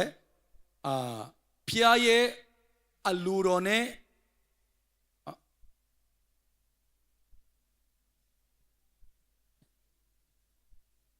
မကိုက်တာမဟုတ်ဘူးလို့ပြောမလားမနော်အဲ့ဒီဝမ်းနေခြင်းကဖျားရဲ့အလူတော်ဖြစ်တယ်လို့ပြောချင်တာဟာလေလုယာအဲ့တော့ရှမွေလကဘိသိက်ခံနဲ့ဆိုလူကိုကြိုက်တယ်လို့သူ့အလူတော်တိုင်း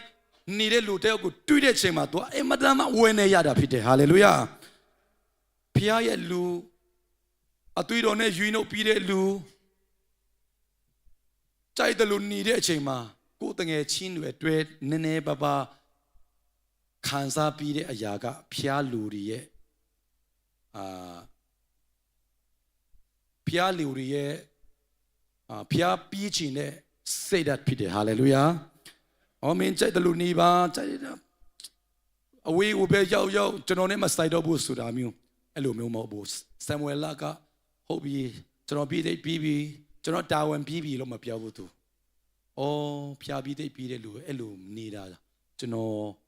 ဝန်နေလိုက်တာဆိုပြီးတော့သူကနေတာဖြစ်တယ်ပြီးတော့ဖျားကိုသူဆရာတယ်ဒါပေမဲ့ဖျားကစောလို့ကိုယ်နဲ့နောင်တရပြီးတော့ဖျားရဲ့ခြေတော်ရင်းနဲ့တူးဝင်တယ်ဆိုတော့ကျွန်တော်နောက်ကဘတော်ထဲမှာမတွေ့တော့ဘူးအဲကြောင့်စောလို့ရဲ့နောက်ဆုံးဇလန်ကြီးအဆူနဲ့ပဲဇလန်ဆုံးသွားတာဖြစ်တယ်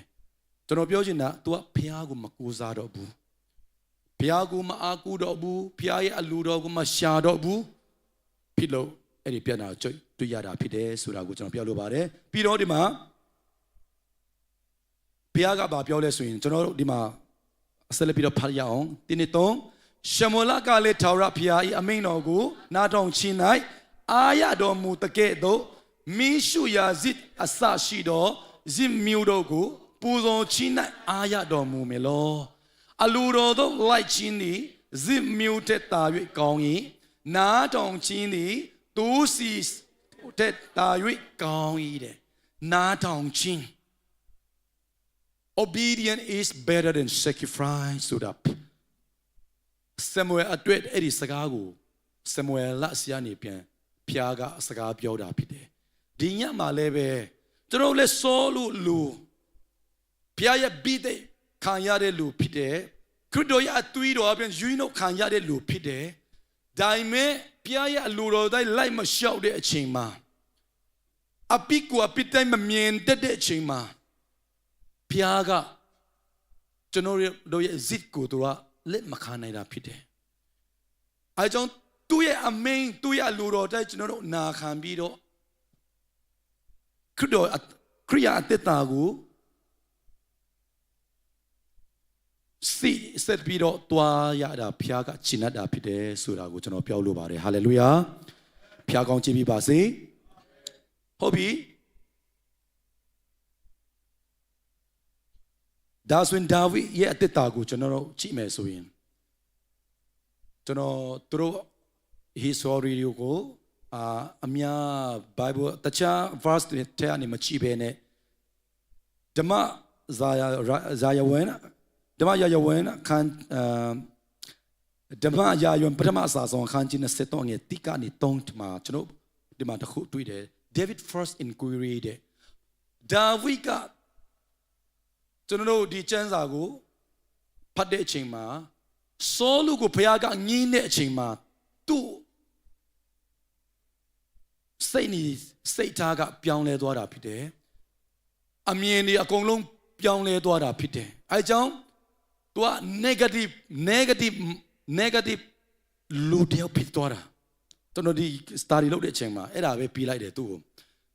ဘုရားကသူ့ကိုငင်းလိုက်တဲ့အချိန်ကနေစပြီးတော့ဆောလူရဲ့အမြင်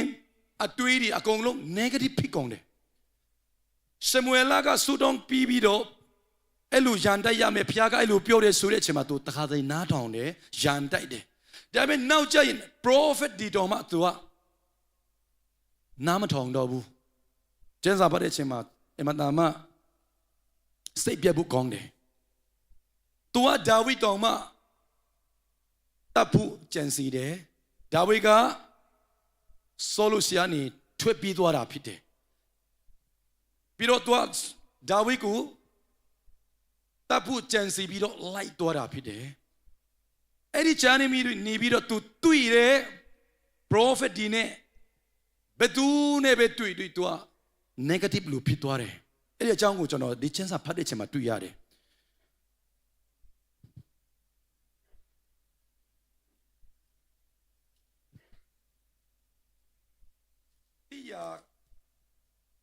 တိယခန်းကြီး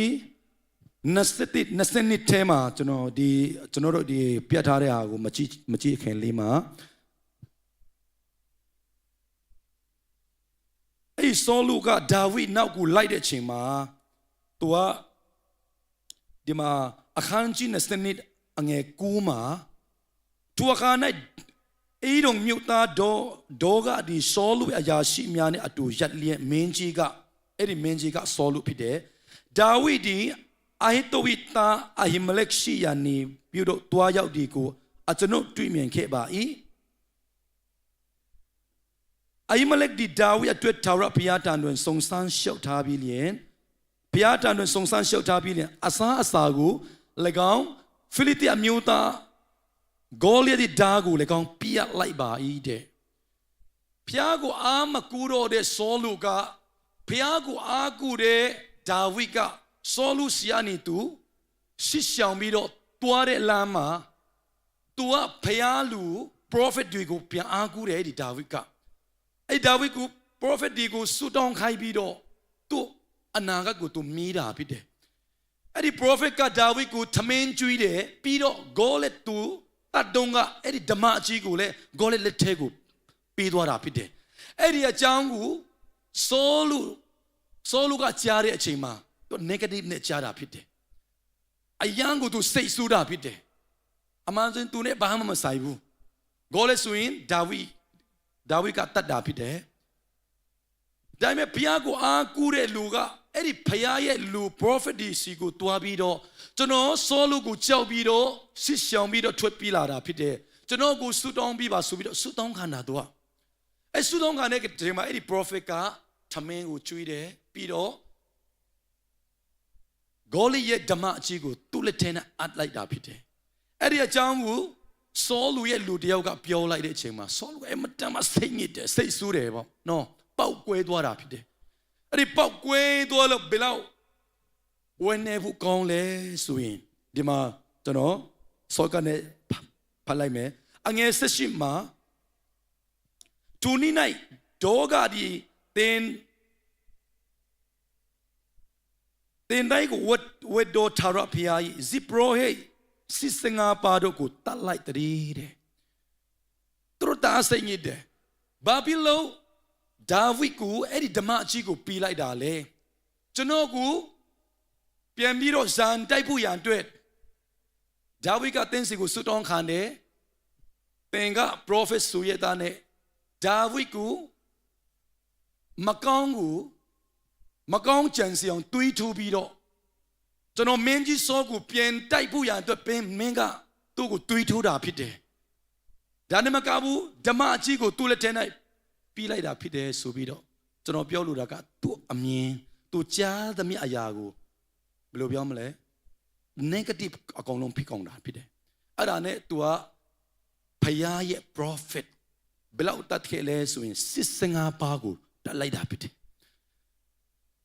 prophet တွေကသူ့ကိုမင်းကြီးပြဖို့ပြီးတဲ့ပြီးတာဖြစ်တယ်သူ့ကိုပြီးတဲ့ prophet မျိုးကိုသူစိတ်ကြီးလို့ပေါက်ကွဲလို့65ပါးကိုတတ်လိုက်တာဖြစ်တယ်အဲ့ဒီအရာကိုကျွန်တော်ဖျားကိုအာမကူတော့တဲ့လူတယောက်ရဲ့ negative mindset အနေလာတဲ့စူးကျူကဘယ်လောက်စိတ်ကြီးဖို့ကောင်းလဲလို့ပြောမလားဘယ်လောက်ဝမ်းနေဖို့ကောင်းတယ်လဲနော်ဘယ်လောက်ဝမ်းနေဖို့ကောင်းလဲကျွန်တော်ဒီမှာပြောလိုတာကဆောလူနေရာမှာတခါတလေယုံကြည်သူတယောက်စီတဲ့အသက်တာကိုကျွန်တော်တခါတလေသူ့အသက်တာလို့ရှိတဲ့အချိန်စီတတ်တယ်သူများရဲ့ကောင်းကြီးတွေသူများတခါတလေဖခင်ကမျက်နှာသာပြီးတယ်ဆိုတာကိုတွေးတဲ့အချိန်မှာကိုကပေါက်ကွဲတတ်တယ်သူများမသိကိုတယောက်တည်းတခါတလေအဲ့ရပေါ်မှာသူများအကြောင်းကိုစဉ်းစားပြီးတော့သူများဘယ်လောက်အင်ကြီးရှိပြီလဲသူတို့ကအသက်ငယ်ငယ်လေးနဲ့တော်အောင်မြင်ခဲ့ပြီလားဆိုပြီးတော့တခါတလေသူများအကြောင်းကိုတွေးပြီးတော့ဒီမှာ negative mind တွေထပ်ပြီးတော့ဝင်တတ်တယ်အဲ့ဒီအချိန်မှာကျွန်တော်တို့ဆောလူကိုတတိယပြီးတော့မြန်လေးယေရှုနာမနဲ့ကျွန်တော်တို့အဲ့လိုမျိုးအသွေးတွေကိုကျွန်တော်တို့ငင်းပြရမှာဖြစ်တယ်ဟာလေလုယာဖခင်ကောင်းချီးပေးပါစေအဲကြောင့်ဖခင်ကိုမအားကိုးတဲ့လူတယောက်ပေါက်ကွဲမှုအကြောင်းသူ့ကိုပြီးတဲ့ prophet မျိုး65ပါးကိုတတ်လိုက်တယ်ပြီးတော့ဘာစစ်လာလဲဆိုရင်သူက prophet 65ပါးတို့ကိုတတ်လိုက်တည်းတဲ့ဆောလူဒီဂျီပရိုဟိတ်မြို့တီးဟူသောနောဘမြို့တွင်နေထိုင်တဲ့ယောက်ျားမိန်းမကလေးသူငယ်နှုတ်ဆွအရွယ်မှအစာ၍လူအပေါင်းတို့ကို၎င်းနွားမီတူးတို့ကို၎င်းတတ်စီတော်မူ၏တဲ့ ားကတတ်ခိုက်တဲ့အချိန်မှာမတတ်တော့မတတ်ဘဲနဲ့ဖျားကလုံးဝမခိုင်းတဲ့အချိန်မှာ तू အကုန်လုံးတတ်လိုက်တာဖြစ်တယ်ကျွန်တော်ဒီကျမ်းစာဖတ်တဲ့အချိန်မှာအိုးအကုန်လုံးပြန်ပြလိုက်တာပဲဒီဆောလုကဖျားရဲ့ပြီးတိတ်ခံတဲ့လူတယောက်ကဘယ်လိုပြောမလဲအကုန်လုံး तू နေပုံတိုင်းပုံ तू လှုပ်ရက်ပုံကဖျားရဲ့အလိုတော်နဲ့34ဖြစ်ကုန်တာဖြစ်တယ်တိုက်ခိုက်တဲ့အချိန်မှာမတတ်ဘူးမတိုက်ခိုက်တဲ့အချိန်မှာအကုန်လုံးတတ်ပြလိုက်တယ်ဘုရားရဲ့ prophet 65ပါးကိုတတ်တယ်ပြီးတော့မင်္ဂလိတွေယောက်ျားလေးတွေတူမီနုဆုတဲ့ခလေးတွေတော့မှ तू တတ်လိုက်တယ်တဲ့ဘလက်ဝနေဘူးကောင်းလေနော်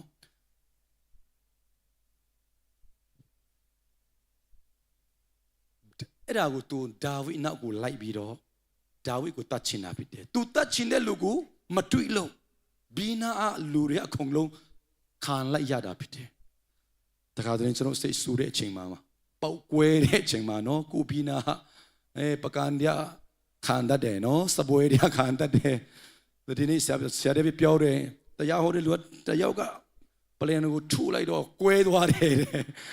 နော်ဖျားကြောင်ဆောင်တဲ့လူကမင်းကငါဖျားကြောင်ပြီးရင်ထူးမယ်တဲ့စိတ်ကြီးလို့နော်တခါတည်းပောက်ကွဲတခါတည်းဝန်းနေတိုင်းပောက်ကွဲတရားတော့ကျွန်တော်တို့ခွဲချတတ်ရမှာဖြစ်တယ်ဘုရားရဲ့အလိုတော်တိုင်းလိုက်လျှောက်ခြင်းလို့ဘုရားရဲ့အလိုအဆန္ဒကိုပြည့်စည်ခြင်းလို့ပောက်ကွဲတာမျိုးလည်းရှိတယ်ပြီးတော့ဘုရားရဲ့အလိုတော်တိုင်းလူတွေကိုလိုက်မလျှောက်လို့ဝန်းနေတာမျိုးလည်းရှိတယ်ဝန်းနေတိုင်းပောက်ကွဲတိုင်းကျွန်တော်တို့စူးတာကောင်းတာခွဲချတတ်ဖို့အမှန်တမ်းအရေးကြီးပါတယ်ဒီမှာစောလို့ပောက်ကွဲတာတော့လူအများကြီးကခံလိုက်ရတာဖြစ်တယ်အကြောင်းတခါတလေကိုပောက်ကွဲတဲ့အချိန်ရှိတတ်တယ်နော်ကိုပါစာရီတော်မှဆရာတော်ခုပါပြောတယ်ကိုမျိုးသမီးတွေကိုစီအင်တာဗျူးမပြရဘူးလို့ပါစာရဲ့အမျိုးသမီးတွေစီပြီးတယ်ဆိုရင်ကျွန်တော်အကြောင်းကိုလူတွေကတိမယ်တဲ့ပြောချင်တာတခါတလေပါစာတွေလည်းပောက်ကွဲတာပဲ evangelist လည်းပောက်ကွဲတာပဲလေနော်ဒါပေမဲ့အဲ့ဒီပောက်ကွဲကျွန်တော်တို့နီမဝင်ခိုင်းတယ်လို့ပြောတယ်မဟုတ်လားနော်ပြောချင်တာကအဲ့ဒီပောက်ကွဲခြင်းကြောင့်ကျွန်တော်အပိမလို့ရဘူးတဲ့နော်ပါစတ်ဒီဆရာဒီကောင်းကောင်းထင်ရမယ်လက်ဒီကောင်းကောင်းထင်ရမယ်စိတ်ရပြီးဆိုရင်စကားမပြောတော့ဘဲနဲ့နော်အေးရပေါ်မလားလဲမလားဒါမှမဟုတ်ရပြင်ထွက်ပြီးတော့ပန်းချန်နေသွားမလားအဲ့ဒါစဉ်းစားရမှာဖြစ်တယ်ဆောလူကတော့သူ့ဘီနာလူ prophet ဒီတော့မှတတ်တယ်65ပါးကိုတတ်တယ်မင်္ဂလိဒီယောက်ျားလေးဒီနုဆုတဲ့ကလေးတွေတော့မှသူတတ်လိုက်တာဖြစ်တယ်တော်ကိုဆိုတဲ့အချင်းဖြစ်တယ်ဆိုတာကိုကျွန်တော်ပြောလိုပါတယ်ဒါပေမဲ့သူတတ်ချင်တဲ့ဒါဝိဒ်ကြတော့ဘုရားကိုသူဆစ်ဆောင်တဲ့နေရာမှာလေ prophet ဒီဘယ်မှာရှိလဲဆိုရင် prophet ဒီစီမှာတွားတယ်ဆူတောင်းခံတယ်ကျွန်တော်အနာကတွေ့ဆူတောင်းပြီးပါဘုရားကဘာပြလဲကျွန်တော်ကိုဘာဘယ်လိုဘယ်လမ်းကိုတွားစီခြင်းလဲဒါကဒီဘက်ကိုမပြီးတယ်ဆိုရင်ဆောလူနဲ့တွေ့ချင်မှတွေ့မှာနော်ဆောလူရဲ့စစ်သားတွေကသူ့ကိုတတ်မှာလေနော်အကြောင်းသူလည်းမတည်ချင်ဘူးဆိုတော့ဖခင်ရဲ့အလိုတော်ကိုသူဆရာတာဖြစ်တယ်အကြောင်းဒီမှာကျွန်တော်အတူတကွဖတ်ကြရအောင်ဒီမှာဒီနေ့3ဖိလိတိလူတို့ဒီကီလာမြို့ကိုတိုက်၍ကောင်းတဲ့တလင်းတို့ကိုလူယူချောင်းကိုဒါဝိဒ်ဒီကြားတော့အခါခဏလေးနေအဲ့လိုမျိုးဆောလူကပောက်ကွဲတဲ့အချိန်မှာလေဆောလူတယောက်တည်းမဟုတ်ဘူးဒါဝိဒ်ရဲ့အတွက်ဒီမှာဖိလိတိလူတွေကအနောင်ရှက်ပြီးလိုက်သေးတယ်တယုံမကဘူးသူတို့ရွာကိုတွားပြီးတော့ရန်တိုက်လိုက်သေးတာဖြစ်တယ်အတူတကွဖတ်ကြရအောင်အကျွန်ုပ်ဒီသူဖိလိတိလူတို့ကိုတွား၍လှုပ်ကြံရပြန်လို့ဟုထာဝရဘုရားမီးလျှောက်လျင်ထာဝရဘုရားကတွားလို့ဖိလိတိလူတို့ကိုလှုပ်ကြံ၍ကီလာမြို့ကိုကယ်တင်လို့ဟုဒါဝိဒ်အားမိန့်တော်မူ၏ဒါဝိဒ်လူတို့ကလည်းငါတို့ဒီယူဒပြည်၌ပင်ကြောက်ကြ၏ထိုမြတ်မကကီလာမြို့တို့ရောက်၍ဖိလိတိဘူချီတို့နှင့်စစ်ပြိုင်သောအခါတာ၍ကြောက်စရာရှိပါသည်တကားဟုဆိုချက်ဒီမှာ David first inquiry လို့ကျွန်တော်တတ်ထားတာဖြစ်တယ်ဒါဝိဒ်ကဆောလုကိုကြောက်တဲ့အချိန်မှာသူထွက်ပြီးတဲ့အချိန်မှာသူအမဒါမှချစ်တဲ့ prophet ဒီကိုဆူတောင်းခံချက်ဆူတောင်းပြီးပါဆိုပြီးတော့လုပ်တဲ့အဲ့ဒီယွာသားတွေကဖိလိတိလူသားတွေကသူတို့ကိုရန်တိုက်သေးတာဖြစ်တယ်အဲကြောင့်သူတို့ကိုတွေးတဲ့အချိန်မှာသူကခံစားပြီးတော့တနာတာဖြစ်တယ် အကြောင်းသူတို့ကိုကယ်တင်ဖို့သူကဖျားကိုသူကဆူတောင်းတာဖြစ်တယ်ဘုရားကို inquiry လုပ်တာဖြစ်တယ်ဘုရားဆီကနေသူအဖြေရလားရတယ်နော်ဒီမှာဘယ်လိုရလဲထာဝရဘုရားကိုမင်းလျှောက်လျင်ထာဝရဘုရားကဘာပြောလဲတွားလို့တဲ့ဖိလိတိလူတို့ကိုလှုပ်ကြံ၍ကိလိမြို့ကိုကယ်တင်လို့ဟုဒါဝိအားမိန့်တော်မူ၏တဲ့ဒါဝိကဘုရားဆီကနေအဖြေရတယ်ဒါပဲနောက်တစ်ခုကြံသေးတယ်ဒါဝိလူတွေကဘုရားအတန်တော်မကြားတဲ့လူတွေကဒါဝိအတွက်ဆောလူရှိတယ်ဖိလိတိလူတွေရှိတယ်တရိယာမှာသူစစ်သားတွေကဘာပြောလဲဒီမှာစစ်ပြေတော့ခါတာဝိကြောက်စရာရှိပါသည်ကဆိုရည်တဲ့သူတို့ကိုတိုက်တယ်ဆိုရင်အခုကျွန်တော်နေတဲ့နေရာတဲ့တော့ပူကြောက်စရာကောင်းမှာပေါ့ကျွန်တော်အကုန်လုံးတီကောင်းမှာပေါ့ဆိုပြီးတော့သူတို့ရဲ့ခေါင်းဆောင်ကိုသူတို့ကဘယ်လိုပြောမလဲ comment ပေးလိုက်တာဖြစ်တယ်ဒါပေမဲ့ဒီမှာဆက်လက်ပြီးတော့ဖတ်ကြရအောင် David's second inquiry ဒီနေ့တော့တပန်ဒါဝိဒ်ဒီထ၍ထာဝရဘုရားအားမိလျှောက်လျင်ထာဝရဘုရားကထ၍ကီလီမြို့သို့တွားလောဖိလိတိလူတို့ကိုတင်လက်၌ငါအမယ်ဟုမိန့်တော်မူသည့်အတိုင်းဒါဝိဒ်နှင့်သူ၏လူတို့သည်ကီလာမြို့သို့တွား၍ဖိလိတိလူတို့နှင့်တိုက်သဖြင့်သူတို့၏တရိစ္ဆာန်များကိုယူ၍သူတို့ကိုကြီးစွာသောလှုပ်ကြံခြင်းအပြင်တတ်ကြ၏သူတို့ဒါဝိဒ်သည်ကီလာမြို့ကယ်တင်လေ၏တဲ့ second inquiry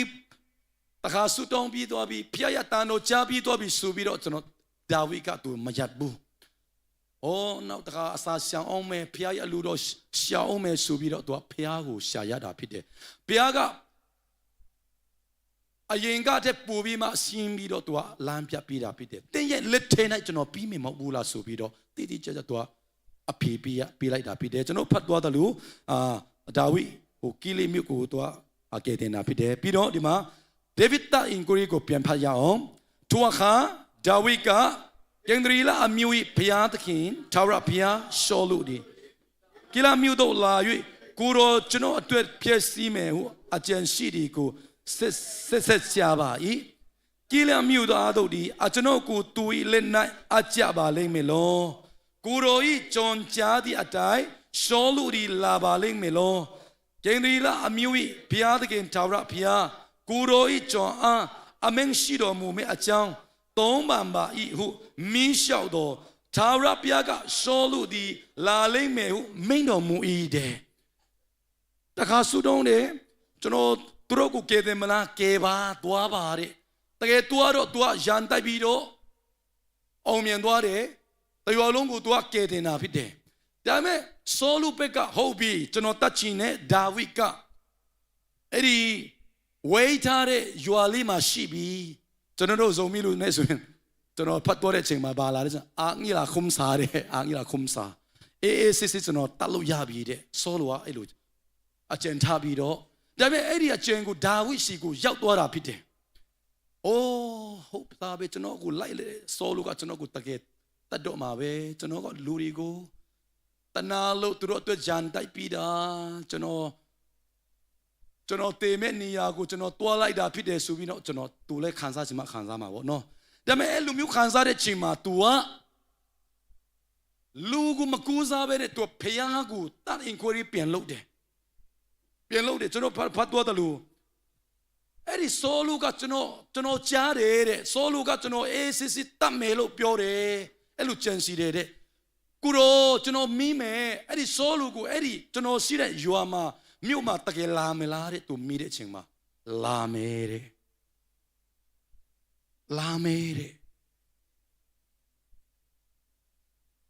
ဒီကဘာမီချီကိုမတီတော်လဲပါလေဖျားစကားတီးတယ်တဲ့တကားတလေကျွန်တော်ဘယ်လောက်ပဲဆူတောင်းဒီကဘာမီချီတော့ပြက်လာမှာပဲနော်ပြက်လာမှာပဲချစ်ချစ်မိသားဒီခေါင်းပါလာမယ်နော်ဒီကဘာဒီမီချီဒီတဖိပြက်လာမယ်ဆိုတာကိုစမ်းစာလာတဲ့အတိုင်းဖြစ်လာမှာပဲအဲ့လိုတဲ့ဒါဝိဒ်ကဆောလူကကျွန်တော်ကိုတပ်ဖို့လာမလားကူတော့ကျွန်တော်အဲ့လိုမျိုးကြားတယ်တဲ့ဆူတောင်းနေချင်မှလာမှာတဲ့ဒီထီတော့တော်တော်ကြောက်ဖို့ကောင်းတယ်နော်လာမှာတဲ့ကျွန် ကျွန်တော်ဓမ္မတစ်ထဲမှာလည်းတည်တယ်ပေါ်လူကိုဆူတောင်းပြီးတဲ့လူကယေရုရှလမ်ကိုမတွားနဲ့မင်းအသေးခံရလိမ့်မယ်သူများကဖမ်းလိမ့်မယ်တဲ့ဒါပေမဲ့ तू ရှင်းရှင်းလင်းလင်းဝိညာဉ်တော်ရဲ့စကားကိုကြားလို့ကျွန်တော်အဖမ်းခံမှုတွားတာလေလို့ပြောတယ်ဟာလေလုယာဘုရားရဲ့တန်တော်ရှင်းရှင်းလင်းကြားတဲ့လူကဘာမှကြောက်စရာသူတို့မကြောက်ဘူးကျွန်တော်ဒုတိမောသေမှာတွေ့ရတယ်နော်ဒုတိယ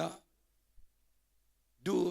နှစ်တိမောသေခန်းချစ်တဲ့ငယ်ခုနှစ်မှာကျွန်တော်တွေ့ရတယ်နော်ဘုရားကကျွန်တော်ကိုကြောက်တတ်တဲ့စိတ်ကိုပေးတာမဟုတ်ဘူးနော်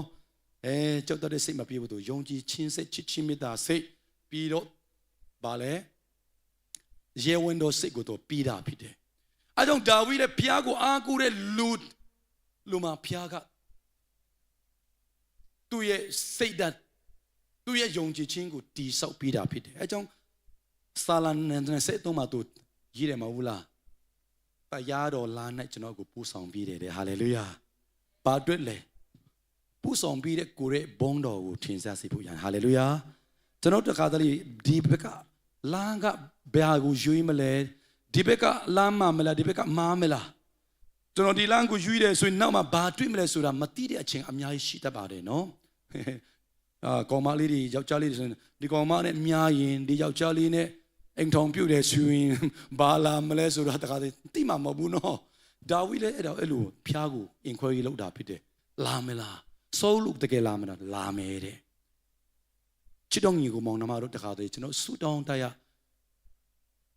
ကျွန်တော်တို့ဆူတောင်းတရားအဖြေရတဲ့အချိန်မှာကိုယ်အလိုတော်တဲ့ဖျား answer အဖြေပြီးတာမဟုတ်ဘူးအမှန်တဲ့အတိုက်တော့အဖြေပြီးတာဖြစ်တယ်တခါတလေကျွန်တော်တို့ရှောင်လို့မရတဲ့ပြဿနာမျိုးဖျားကယုံကြည်သူရဲ့အနာဂတ်မှာထားတတ်တယ်အဲ့ဒါကသူကအလိုတော်ရှိလို့အကြောင်းတခါလေကျွန်တော်ပြောထားတယ်အသွေးတော်နဲ့ယူနှုတ်ထားတဲ့လူဖျားရဲ့အခွင့်တော်မရှိဘူးဆိုရင်ဘယ်တော့မှ handcraft ဒီမှာမလုပ်ဘူးလို့ကျွန်တော်ကိုယ့်ကိုယုံကြည်တယ်အခု police လာတဲ့မဲ့ဖျားရဲ့အလိုတော်မရှိဘူးဆိုရင်ဖျားရဲ့အခွင့်တော်မရှိဘူးဆိုရင်လုံးဝ handcraft မလုပ်ဘူးလို့ကျွန်တော်ယုံကြည်တယ်ဟာလေလုယာဟာလေလုယာကျွန်တော်အဲ့ဒါဝိဒ်ရဲ့ဘုရားကိုကိုးစားလို့လာမလားတဲ့ဆုတောင်းတဲ့ချိန်မှာလာမှာဖို့လို့ပြောတယ်ကိုတော့လာမှာဖို့လို့ပြောတဲ့ဘုရားကိုသူကပြင်လည်ပြီးတော့ဒီမှာ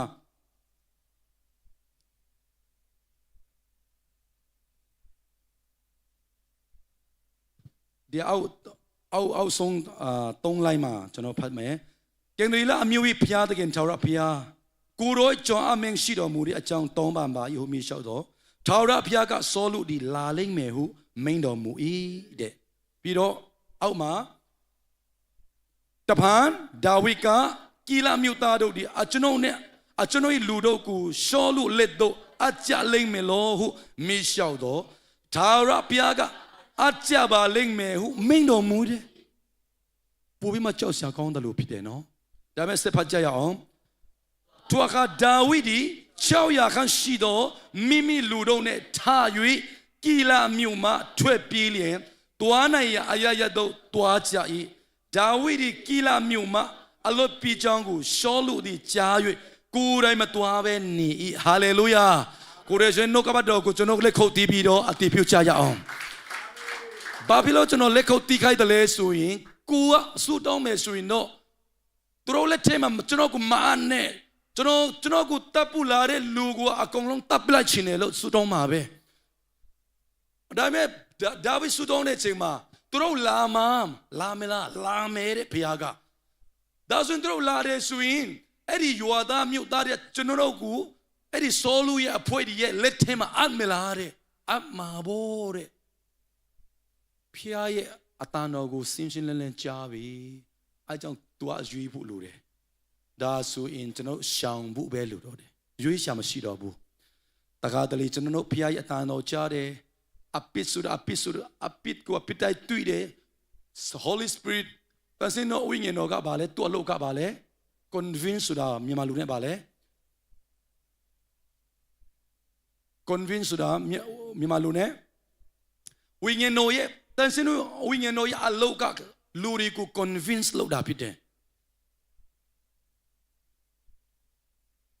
convince ဆိုတာကကျွန်တော်တို့ကိုအပိဆိုတာဒါအပိပဲဆိုရဥပမာကျွန်တော်ရက်တောက်တယ်ကျွန်တော်ထဲဝိညာဉ်တော်ကျွန်တော်ကိုအပိဖြစ်ကြောင်းကိုကျွန်တော်ကိုပေါ်ပြတာဖြစ်တယ် convince လုပ်တာဖြစ်တယ်အဲ့လိုပဲမတောက်ဘူးလေသူ convince လုပ်တာဖြစ်တယ်ဟုတ်ပြီမတောက်တော့ဘူးဆိုတာမတောက်တော့ဘူးအထဲ၌အလုပ်လုပ်တာဖြစ်တယ် hallelujah holy ဒါစနော်ဝိညာဉ်တော်ရဲ့အလုပ်ဆိုပြီးတော့ study လုပ်တယ်ဆိုရင် convinced ကျွန်တော်တို့ယေရှုဘုရားလေကျွန်တော်ကယ်တင်ပိုင်ရှင်ဖြစ်လက်ခံတဲ့အချိန်မှာလေဝိညာဉ်တော်ဘုရားကအရင် convince လုပ်တာဖြစ်တယ်ကျွန်တော်ကိုအဲကြောင့်အဲ့ဒီဝိညာဉ်တော်ဘုရားက convince လုပ်ပြီးတာနဲ့ကျွန်တော်တို့ယူဖို့ပဲလိုတယ်အဲကြောင့် hell ကိုယူမလားကောင်းကင်နိုင်ငံယူမလားဆိုတာ hell ကိုတွားရတာကျွန်တော်ယူလို့တွားတာဖြစ်တယ်ကောင်းကင်ကိုလည်းကျွန်တော်တို့ခရစ်တော်ကိုယူလို့ကောင်းကင်တွားရမှာဖြစ်တယ်အဲ့လိုပဲဒီမှာလေဒါဝိဒ်ကတော့ယူရှာရှိတယ်တူလာမလားလာမယ်ဒါဆိုရင်အဲ့ဒီယောသားရဲ့ကျွန်တော်ကိုစောလူရဲ့လက်ထဲ၌အပ်မလားတဲ့အပ်မှာပေါ့ဆိုရင်ကျွန်တော်တို့ထွက်ပြီးဖို့ပဲရှိတော့တယ်ဖျားစကားပြောပါစေတခါတလေကျွန်တော်တို့ကိုယ်အလိုတော်တိုင်းဆုတောင်းပြီးဝဖို့မကြိုးစားဘဲနဲ့ဖျားရဲ့အလိုတော်ပါလေအိုးဖျားကအခွင့်ရှိလို့သူတို့လာမှာကျွန်တော်တက်တာနဲ့စုံစမ်းနှုံးဆက်ချင်းတခါတလေနာကျင်မှုတခါတလေလူရရဲ့အထင်သေးမှုအမျိုးမျိုးရှိလာမှာပါပဲဘာဖြစ်လို့လဲဖျားအခွင့်ပေးတာလေဒါပေမဲ့အဲ့လူမျိုးတွေကကျွန်တော်ကိုမနိုင်ဘူးရအတွက်အမျိုးမျိုးနဲ့ကျွန်တော်ထွက်ပြေးမလားကိုယ့်အကူရှိစပြီးတော့ရှောင်လို့မရတဲ့ဟာမျိုးလည်းရှိပါတယ်တခါတလေရှောင်ခိုင်းတဲ့အရာလည်းရှိပါတယ်ဒါဝိဒ်ကဒီမှာ David inquiry for inquiry မှာဖျားကသူ့ကိုယ်တိုင်ဆုံးဖြတ်ဖို့သူကလောက်တာဖြစ်တယ်အကြောင်းဒီနေ့ကျွန်တော် message ပြချင်တာဖျားကိုတကယ်ကိုးစားတဲ့လူကဘယ်လမ်းကိုရွေးမလဲဘယ်နေရာကိုသွားမလဲဘယ်စကားကိုပြောမလဲဆိုတာနောက်ဆုံးမှာကိုယ့်အကိုဆုံးဖြတ်ဖို့လိုတယ်ဒါပေမဲ့ကိုယ့်အကိုဆုံးဖြတ်တဲ့လူအမှန်ကိုဆုံးဖြတ်နိုင်ဖို့ရန်အတွက်ကျွန်တော်ပြောလိုတာကဖျားကိုအားကိုးဆုံးသောသူဖြစ်ဖို့လိုတယ်ဟာလေလုယာလူတွေကသူတို့အငြင်းဘွဲဒီကိုအားကိုးချင်မှအားကိုးမှာပေါ့အမျိုးဒီကိုအားကိုးချင်မှအားကိုးမှာပေါ့ကျွန်တော်ကိုချီးမြှောက်တဲ့လူကျွန်တော်ပဲမှာပါမဲ့လူအလိုအများကြီးပဲကျွန်တော်အတွက်ကိစ္စမရှိဘူးကျွန်တော်အားကိုးမဲ့လူကိုးစားမဲ့လူအများကြီးရှိတာပဲလို့တချို့တည်းပြောမှာပဲဒါမဲ့ဒီညမှာကျွန်တော်ပြောလို့ပါတယ်တနေ့ကျွန်တော်ကိုလူတွေကအချားတွေကိုမင်းကြီးတွေကိုအားကိုးပြီးမဲ့တနေ့ကျွန်တော်အတွက်တော့ကျွန်တော်ဖယားကိုအားကိုးဆုံးသောသူဖြစ်ဖို့ရအတွက်ကျွန်တော်တိုက်တွန်းလိုတာဖြစ်တယ်ဟာလေလုယာဖျားကောင်းချီးပေးပါစေကျွန်တော်လက်ခုပ်တီးပြီးတော့ဖျားကိုကျူဆူချီးမွမ်းကြရအောင်ကျေးဇူးတင်တယ်ဟုတ်ပြီပြီးတော့မယ်ဟုတ်ပြီ fourth inquiry ရောက်ပြီနော်ဟုတ်ပြီဒါဝိဒ်ဒီယေဘတောင်အစစီတော့တောကျူတောင်ကြတော့၌နေ၍ရှောလုဒီနိတိုင်းဆရာတော်လေသူ၏လက်၌ဒါဝိဒ်ကိုဘုရားသခင်အတော်မမူတဲ့ဘုရားသခင်အတော်မမူသူကိုးစားတဲ့ဘုရားကသူမြတ်လက်ထဲ၌သူကိုးစားတဲ့လူကိုရှုံးမအပ်ဘူးသူဘုရားကိုပထမထားပြီးတော့သူခက်ခဲပြဿနာကြုံတဲ့ step by step သူဘုရားကို inquiry လုပ်တာဖြစ်တယ်ကျွန်တော်ဒီမှာ fourth inquiry ထိကျွန်တော်ပြတ်သွားတာဖြစ်တဲ့အကြောင်းကျွန်တော်တို့တခါတော့တောင်းတယ်နှစ်ခါကြာရင်ရှုံးတယ်လို့ရှိမှာသုံးခါကြာရင်မတောင်းချင်တော့ဘူးလေးခါကြာရင်ဘုရားကျောင်းတော်မှမသွားချင်တော့ဘူးအဲ့လိုမျိုးရှိအောင်ရှိချင်မယ်ဒါပေမဲ့တကယ်ဘုရားကိုကိုးစားတဲ့လူကဘုရားရှိရနေပဲအဖြေမှန်ကိုတို့ရှာရတာဖြစ်တယ်ဟာလေလုယာကိုမိသားစုကိုလည်းမရကြကိုအသင်းတော်မှာပြဿနာတစ်ခုခုတက်လာတဲ့အချိန်မှာအချီအနီတွေကလုံးဝမပြေတော့ဘူးအဲ့ဒါတွေမတတ်နိုင်တော့ဘူးဒါပဲလုပ်တော့မယ်ဆိုပြီးမှဘုရားကိုမတိုက်တည်တော့ဘဲနဲ့ဘုရားကို inquiry မလုပ်တော့ဘဲနဲ့ကိုယ့်ဟာကိုရှောက်လို့ချင်တဲ့အချိန်ရှိတတ်တယ်ဒါပေမဲ့ကျွန်တော်အရင်ကပြောတယ်ဆောလုကဘုရားကိုမကိုးစားတော့ဘူးသူပေါက်ကွဲတဲ့အချိန်မှာသူခံစားတဲ့အချိန်မှာသူအလိုတော်တိုင်းလှုပ်လိုက်တော့သူ့ကိုပြီးတဲ့ prophet 65ပါးကိုသူတတ်လိုက်တာဖြစ်တယ်ဒီအချင်းနီမြန်မာပြည်အချင်းနီဆိုးရွားတဲ့အချိန်အနေစပြီးတော့ကျွန်တော်တို့မြန်မာပြည်မှာလေပါစတာဒီ evangelist တွေအဲ့လောက်မလေးစားရတဲ့အချိန်ရောက်တာဖြစ်တယ်ဖျားရဲ့သားသမီးတွေကိုဝိညာဉ်မျက်စိဖျားဖွင့်ပြီးတော့ ling mama papa nat ni bu phia kong chi pi ba se achia ne pi de le ma bu la lo dai di pasari a pit khana lo tat de no pasari ai lu lo ai lu tia ho lo a kong lo ko jui bi do lo da ta kha dali pai san song da mi ta kha dali phia lu do phia ma phwen pya be ne ko lu en san na pi bu ta khu khu lo de a chen cha ni ku pasari ku mi ma ri a pit pi china de lu ta kha dali shi tat de no ko pi na ma ta ke shi de ကျွန်တော်ဒီညမှာအဲ့လိုမဖြစ်စေချင်ဘူးဘုရားကိုတကယ်အားကိုးတဲ့လူဖြစ်စေချင်တယ်ဟာလေလုယာဘုရားကိုတကယ် inquiry လုပ်တဲ့လူကျွန်တော်အနာဂတ်တွေ့ကျွန်တော်မိသားစုတွေ့ဘုရားကျွန်တော်ကိုပြပါကျွန်တော်ကိုခေါ်လို့ကျွန်တော်ဗာလဲနည်းနည်းတော့အရာကိုပြမယ်တဲ့သူမြအကြောင်းတည်တာကကျွန်တော်တွေ့ဘာမှကိစ္စမရှိဘူးလေကိုအနာဂတ်တွေ့ယုံကြည်ခြင်းမျက်စိနဲ့တည်ပြီးတော့အာရပါရစီစလာနဲ့လူရဲ့အသက်တာကိုအမတန်မှဘယ်လိုပြောမလဲအားရအဆုံးမဲ့ကျွန်တော်သူများအကြောင်းတော့ကျွန်တော်တို့တပူပေါ်ပြောလို့ရတာပဲမဟုတ်ဘူးလားအော်သူတို့တကယ်အောင်မြင်တာပဲသူတို့ဖျားကြောင်းကြီးရှိတယ်အမေကချက်ဒီတကယ်အားရဖို့ကောင်းတယ်အော်သူတို့စီဘောကြီးလောက်တာအော်ဘောလုံးသမားကြီးအော်မက်ဆီဒိုစီရိုနာဒိုတို့တခါသူတို့ဓာတ်ပုံကိုတခါတလေတခါ IG မှာ post လိုက်တာဟာစေသိန်းရတာပဲအော်20သိန်းရတာပဲဘာစနဲ့တပေါ်ပြောလို့ရတာပဲဒါပေမဲ့အဲ့ဒီအရာတွေကကျွန်တော်အသက်တာကိုပဲတဆက်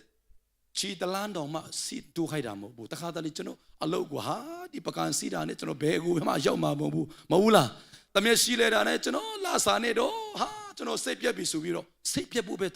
နောက်ဆုံးမှကြံခဲ့တာဖြစ်တယ်ဒါပေမဲ့ဘုရားကိုတကယ်အားကူးတဲ့လူကသူများနာဂတ်ကိုမတွေ့နိုင်ရင်တောင်မှသူ့အနာဂတ်ကိုသူကတွေ့တာဖြစ်တယ်ဟာလေလုယာဘာဖြစ်လို့လဲဘုရားက step by step သူ့ကိုလမ်းပြပို့ဆောင်ပြီးတာဖြစ်တယ်တရားတော်ထဲ၌လမ်းပြပြီးတယ်ဘယ်သူအတွက်လဲကိုယ်ဆယ်လေဖြစ်မှာမဟုတ်ဘူးဘုရားရဲ့ဘုန်းတော်အတွက်ဟာလေလုယာအကြောင်းဒီနေ့မှာကျွန်တော်အရောက်စီတိုင်းကိုခွာပြီးလို့တာဖြစ်တယ်ဘုရားတော်အတွက်ကျွန်တော်တို့ဘုန်းတော်အတွက်ကျွန်တော်တို့ဘုရားကိုအားကိုးတော်သူဖြစ်ဖို့ရန်ကျွန်တော်တိုက်တွန်းချင်တာဖြစ်တယ်ဒီညမြန်မာစီစဉ်မှာလဲလူပင်နဲ့လာမလဲဘယ်သူတရားဟောမလဲဆိုတာအဓိကမဟုတ်ဘူးမင်းကိုကိုချင်းအသက်တာနဲ့မင်းဆုတောင်းခြင်းအသက်တာကမင်းဘယ်လောက်ဖျားကိုအားကိုးလဲဆိုတာစကားပြောတာဖြစ်တယ်ဟာလေလုယာအထူးသဖြင့်ပြဿနာတွေကြုံတွေ့တဲ့အချိန်မှာခက်ခဲပြဿနာတွေကြုံတွေ့တဲ့အချိန်မှာကျွန်တော်တို့ဘယ်အကောင့်ထဲမှာငွေတွေမရှိတော့ဘူးရိတ်ခါတွေပြတ်တဲ့အချိန်မျောလင်းတလူအရာဒီမလာတဲ့အချိန်မှာကျွန်မကဖယားကိုဘယ်လောက်အားကိုးလဲဆိုတာအဲ့ဒီအချိန်မှာပေါ်လာတာဖြစ်တယ်အကြောင်းကျွန်တော်တိုက်တွန်းချင်တာဖြစ်တယ်စီလွန်မှာဆိုလို့ဒီမှာမဖတ်တော့ဘူး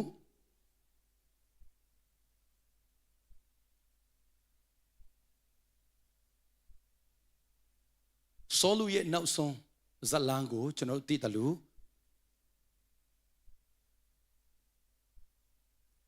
လူရဲ့အသက်ခံရပြီးတော့အဆုံးသတ်မကောင်းခဲ့ဘူးမလာခဲ့ဘူးဖျားကိုအာမကူလို့ဒါပေမဲ့ဒါဝိဒ်က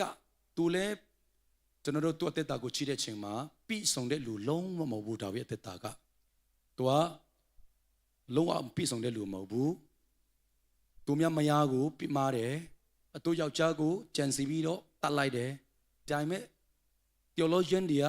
သူကအဆုံးသတ်ကောင်းတယ်ဆိုပြီးတော့သူတို့မှချက်တယ်ဘာဖြစ်လို့လဲဆိုရင်ဒါဝိဒ်ကဝိညာဉ်တော်ကသူ့ကို convince လုပ်ပြီးတော့သူ့အပိကိုသူသိတယ်အဲ့ဒါနဲ့တကယ်နောင်တရပြီးတော့ဖျားရှိကိုသူလာပြီးတော့အပိကိုဝန်ချက်တောင်းပန်တာဖြစ်တယ်ဖျားကိုသူမပိဆုံးတဲ့နေရာမှာကျွန်တော်နည်းနည်းပါးပါးနားထောင်ပြီးလိုက်အောင်မပိဆုံးတဲ့အချိန်ကိုသိတယ်သူများကမင်းကဘာမှမဟုတ်ဘူးအော်မင်းမဟုတ်ဘူးကိုမပိဆုံးခြင်းကိုဘီနာလူတဲ့တည်တယ်တော်တည်တယ်နော်ဆိုတော့ဆိုရင်အခုမြန်မာလူနဲ့တရားဟောလိုက်တော့မြန်မာစကားဘယ်လောက်ငယ်လဲဆိုတာပြလိုက်တယ်လို့ဖြစ်တာပေါ့နော်အဲကြောင့်ဒါပေမဲ့ဒါဝိဒ်ကသူမဆုံးလင်တဲ့အရာကိုတည်တဲ့အချိန်မှာသူကမပါဖက်ဘူးဆိုတာတည်တဲ့အချိန်မှာဆုံးလင်တဲ့ဖယားကိုတော့ ကိုးစားတာဖြစ်တယ်ဟာလေလုယာသူမဆုံလင်ချင်းကိုတီးတော့ဆုံလင်နဲ့ဖခင်ကိုအားကိုးတာလေသူဟာဟာလေလုယာကိုမဆုံလင်ဘူးကိုမတတ်နိုင်ဘူးအိုးကိုခေါ်အနေမရတော့ဘူးဆိုတာတင်တီးတယ်ဆိုရင်ဘယ်သူကိုအားကိုးရမှာလဲ Proverbs chapter 3 verse 5မှာရှိတယ်လေကိုငယ်ကိုအမီမပြုတ်နဲ့တွားလီယာယာ၌ထာဝရဘုရားကိုမျက်မှောက်ပြုလို့တုတ်ပြုလင်းတင်လန်းကြီးကိုပါလေပဲ့ပြင်တော်မူလိမ့်မယ်ကိုးစားတဲ့လူရဲ့လမ်းကိုဘုရားကပဲ့ပြင်တာဖြစ်တယ်ဟာလေလုယာအကြောင်းကျွန်တော်ဒါဝိဆီယနီကျွန်တော်ခွန်အားယူတဲ့အရာကသူကဘုရားကိုယုံကြည်ကိုးစားတဲ့လူတိုက်ကကျွန်တော်ပြီးဆုံးတယ်လို့မပြောဘူးပြောချင်တာမဟုတ်ဘူး they are not perfect ဘုရားကိုအကုန်လုံးကိုးစားတဲ့လူကသူတို့အသက်တာကို perfect ပြောချင်တာမဟုတ်ဘူးစုံလင်တာလုံးဝမဟုတ်ဘူးကိုမစုံလင်တာတိတော့စုံလင်တဲ့လူကိုအားကိုးရတာကိုးစားရတာဖြစ်တယ်ဟာလေလုယာကိုငင်နဲ့ကိုစွဲနဲ့မတတ်နိုင်ဘူးဆိုတာသိရင်သူ့ငင်နဲ့သူ့စွဲနဲ့ကျွန်တော်တတ်နိုင်တယ်ဆိုတာဝိညာဉ်တော်က convince လုပ်မှာဖြစ်တယ်အဲကြောင့်သူ့ကိုကျွန်တော်ကိုးစားတတ်တာဖြစ်တယ်ဟာလေလုယာကိုကမစုံလင်မတန်ရှင်းနိုင်ဘူးဆိုတာသိတော့အမတမတန်ရှင်းတဲ့ဘုရားကိုကျွန်တော်ကိုးကွယ်တာဖြစ်တယ်တန်ရှင်းဆိုပြီးတော့ holy ဆိုပြီးတော့ကျွန်တော်ကိုးကွယ်နိုင်တာဖြစ်တယ်တကယ်ပြောရရင်ကိုမတန်ရှင်းတာသိတော့ဘုရားရဲ့တန်ရှင်းခြင်းချီးမွမ်းခြင်းကပို့ပြီးတော့အသက်ရှင်လာတာဖြစ်တယ်ဟာလေလုယာကျွန်တော်လည်းနည်းနည်းပါတော့တန်ရှင်းတာပဲဆိုပြီးတော့ကိုးကွယ်ကြည့်ပါတဲ့ဝိညာဉ်ခန်းချုပ်သွားလိမ့်မယ်အိုးကိုတော့ကျွန်တော်နှုတ်ဆက်ပါစတ်ဒီမထိနိုင်ဘူးနော်ဘယ်သူမှမတွေ့မတဲ့ကျွန်တော်စိတ်နေစိတ်ထားမကောင်းဘူးတကားတလီဝါကြွားတတ်တယ်တကားတလီမနာလူတတ်တယ်အိုးဟုတ်တာပဲကိုရောဒါနဲ့ကိုရောကတော့ချစ်ချင်းမြတ်တာနဲ့ပြီးတော့ကိုရောဖြစ်တယ်ဆိုပြီးတော့ကျွန်တော်တို့သူ့ကိုအဲ့လိုမျိုးစိတ်ထားနဲ့စိတ်တယ်ပေါ့ကိုးစားပြီးတော့သူ့ကိုကိုးကွယ်တဲ့အချိန်မှာကျွန်တော်တို့ရဲ့ကိုးကွယ်ချက်အသက်တာလဲပူပြီးတော့အသက်ရှင်ပြီးတော့ပူပြီးတော့ဖခင်ရဲ့မျက်နှာသားပို့ပြီးတော့ဘုရားရဲ့မျက်မှောက်တော်ကိုခံစားရတာဖြစ်တယ်အဲ့လိုမျိုးကိုးစားတဲ့လူကသူများကဆုတောင်းသလားမဆုတောင်းဘူးလားဆိုတော့သူတို့ကရုပ်မဆိုင်ဘူးလူတွေကဘုရားကိုကိုးစားပါ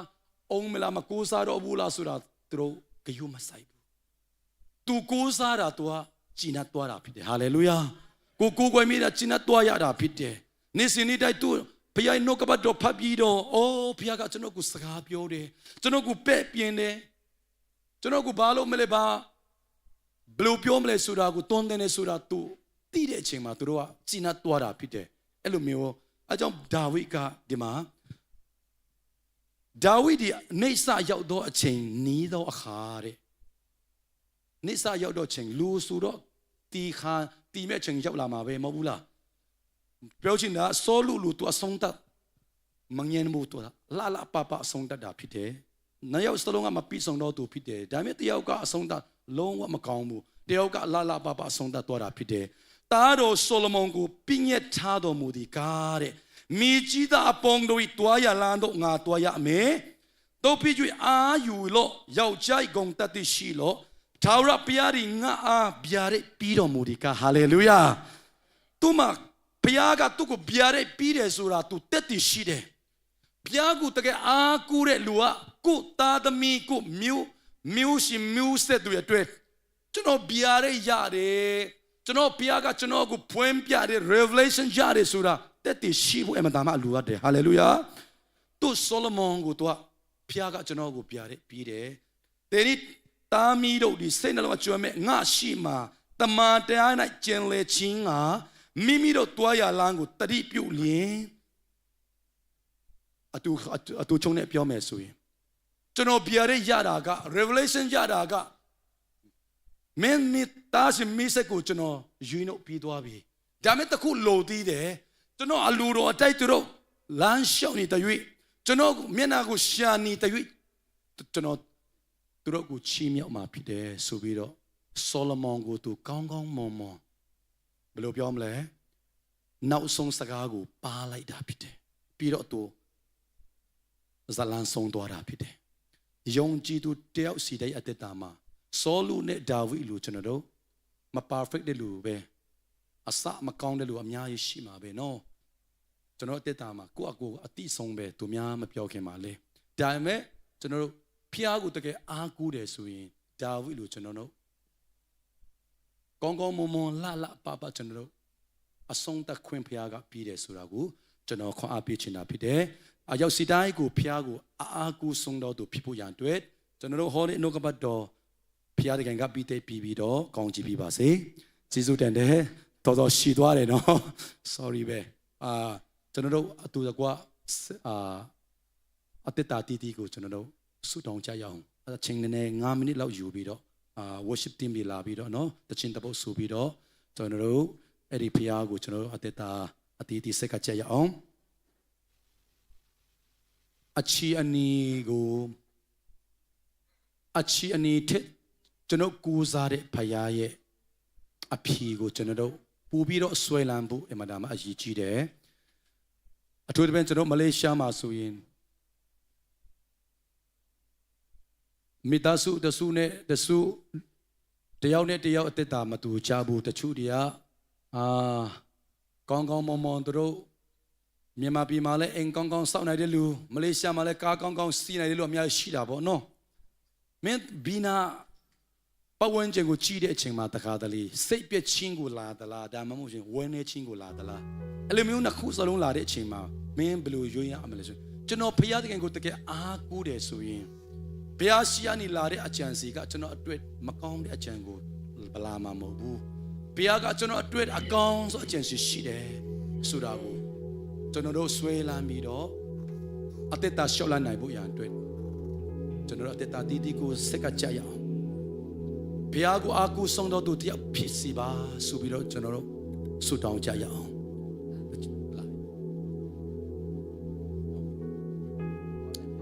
တချင်းတပုတ်ဆိုပြီးတော့ကျွန်တော်တို့စက်ကရမှာဖြစ်တယ်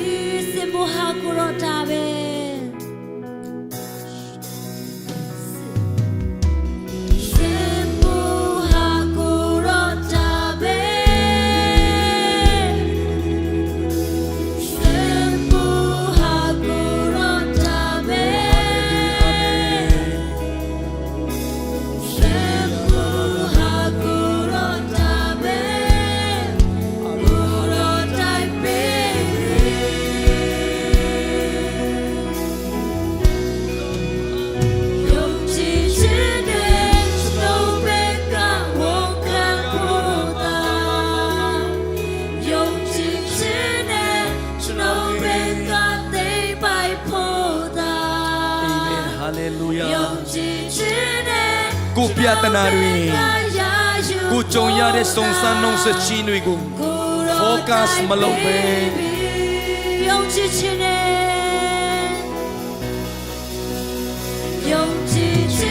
သစ္စာရှိတော့ကိုရောကတတ်နိုင်တဲ့ဆိုတာမပြီးဆုံးတော့တဲ့ကျွန်တော်ကပြီးဆုံးတော့ကျွန်တော်ထာဝရဘုရားကိုအကူစားဆုံးတော့သူတယောက်ဖြစ်ဖို့ဒီညမှာကျွန်တော်မိသားနဲ့ဖိတ်ခေါ်ခြင်းနဲ့ကိုရောကိုကူကွယ်ကြရအောင်အသက်တာဒီစိတ်ကြဟာလေလုယာ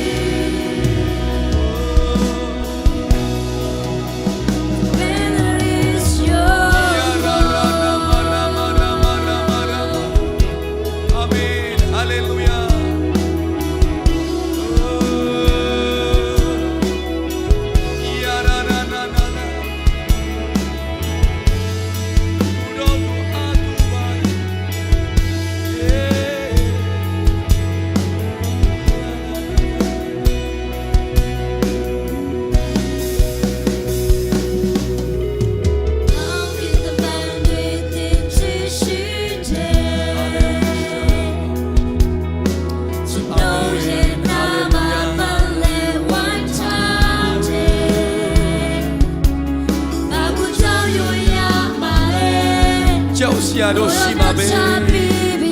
ဒါဝိကဆောလူကိုကြောက်တယ်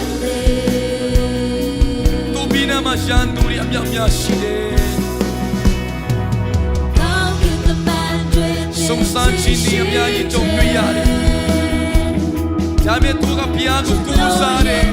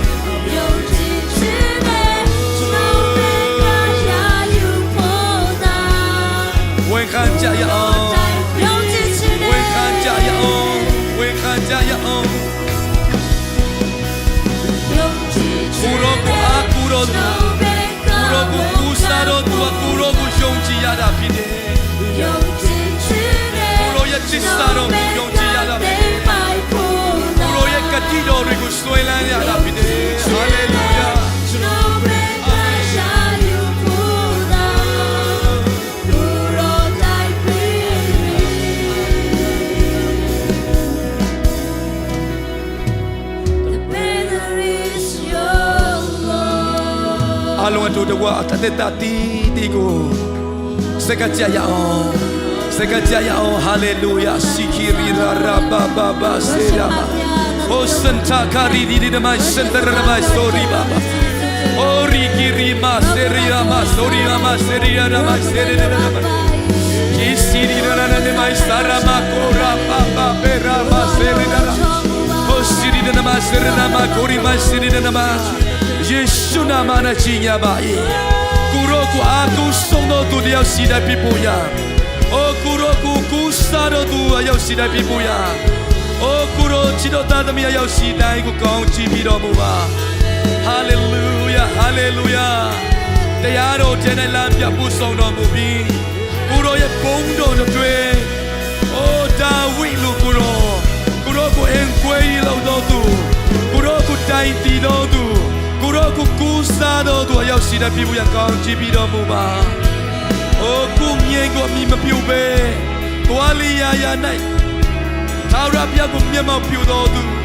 သာရရတန်တော်ကိုသာရပြရတန်တော်ကိုနာတော်တော်သူသာရပြရတိုင်မင်ကိုဆုံးတတ်တော်သူအယောက်ရှိတဲ့ပြည်ဘူးရတွေ့ကောင်းကြည့်ပြီးတော်မူပါ။အဖပြတဲ့ကိုရောကိုစီစိုးတဲ့နဲ့နှုတ်ကပတ်တော်တရားတော်အားကြောင့်ကိုရောကိုစီစိုးတဲ့နဲ့ဒီညမှာကိုရောအငယ်ဆုံးအကြီးဆုံးထိတိုင်သာရပြကိုအကူစားဆုံးတော်သူဖြစ်ဖို့ရတွင်ကောင်းချီးပေးသနာမတော်မူပါခက်ခဲပြဒနာမဆုံးလင်းခြင်းမတတ်နိုင်ခြင်းအရာရာအလုံးကိုကြုံတွေ့တဲ့အချိန်မှာဆုံးလင်းတော်ဘုရားကိုကူစားတတ်တော်သူဖြစ်ပါစေ။အိုပြီးဆုံးတော်ဘုရားကိုကူစားတတ်ဖို့ရန်တွင်မပြီးဆုံးတော်သားသမီးတွေကိုကောင်းချီးပေးတော်မူပါ။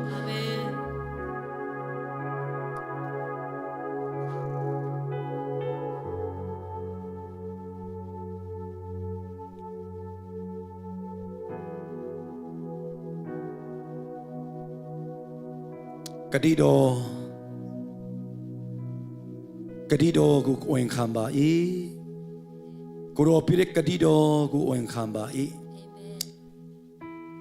အလိုတော်တိုင်းသက်ရှိနိုင်တော်တယောက်စီတိုင်းဖြစ်ဖို့ရန်အတွက်အလိုတော်ကိုအချိန်တိုင်းမှာအချီအနေတိုင်းမှာဝန်ခံနိုင်တော်သူတယောက်ဖြစ်ဖို့ရန်အတွက်အယောက်စီတိုင်းကိုကောင်းချီးပေးတော်မူပါအာမင်ယေရှုနာမ၌ဆုတောင်းစေကအနာမမြတ်စွာဘုရားသခင်အာမင်အာမင်အာမင် ဖျားစင်ကောင်းကြည့်ပြပါစေကိုပြင်းနာလူကိုနှုတ်ဆက်ပြီးတော့ဖျားစင်ကောင်းကြည့်ပြပါစေ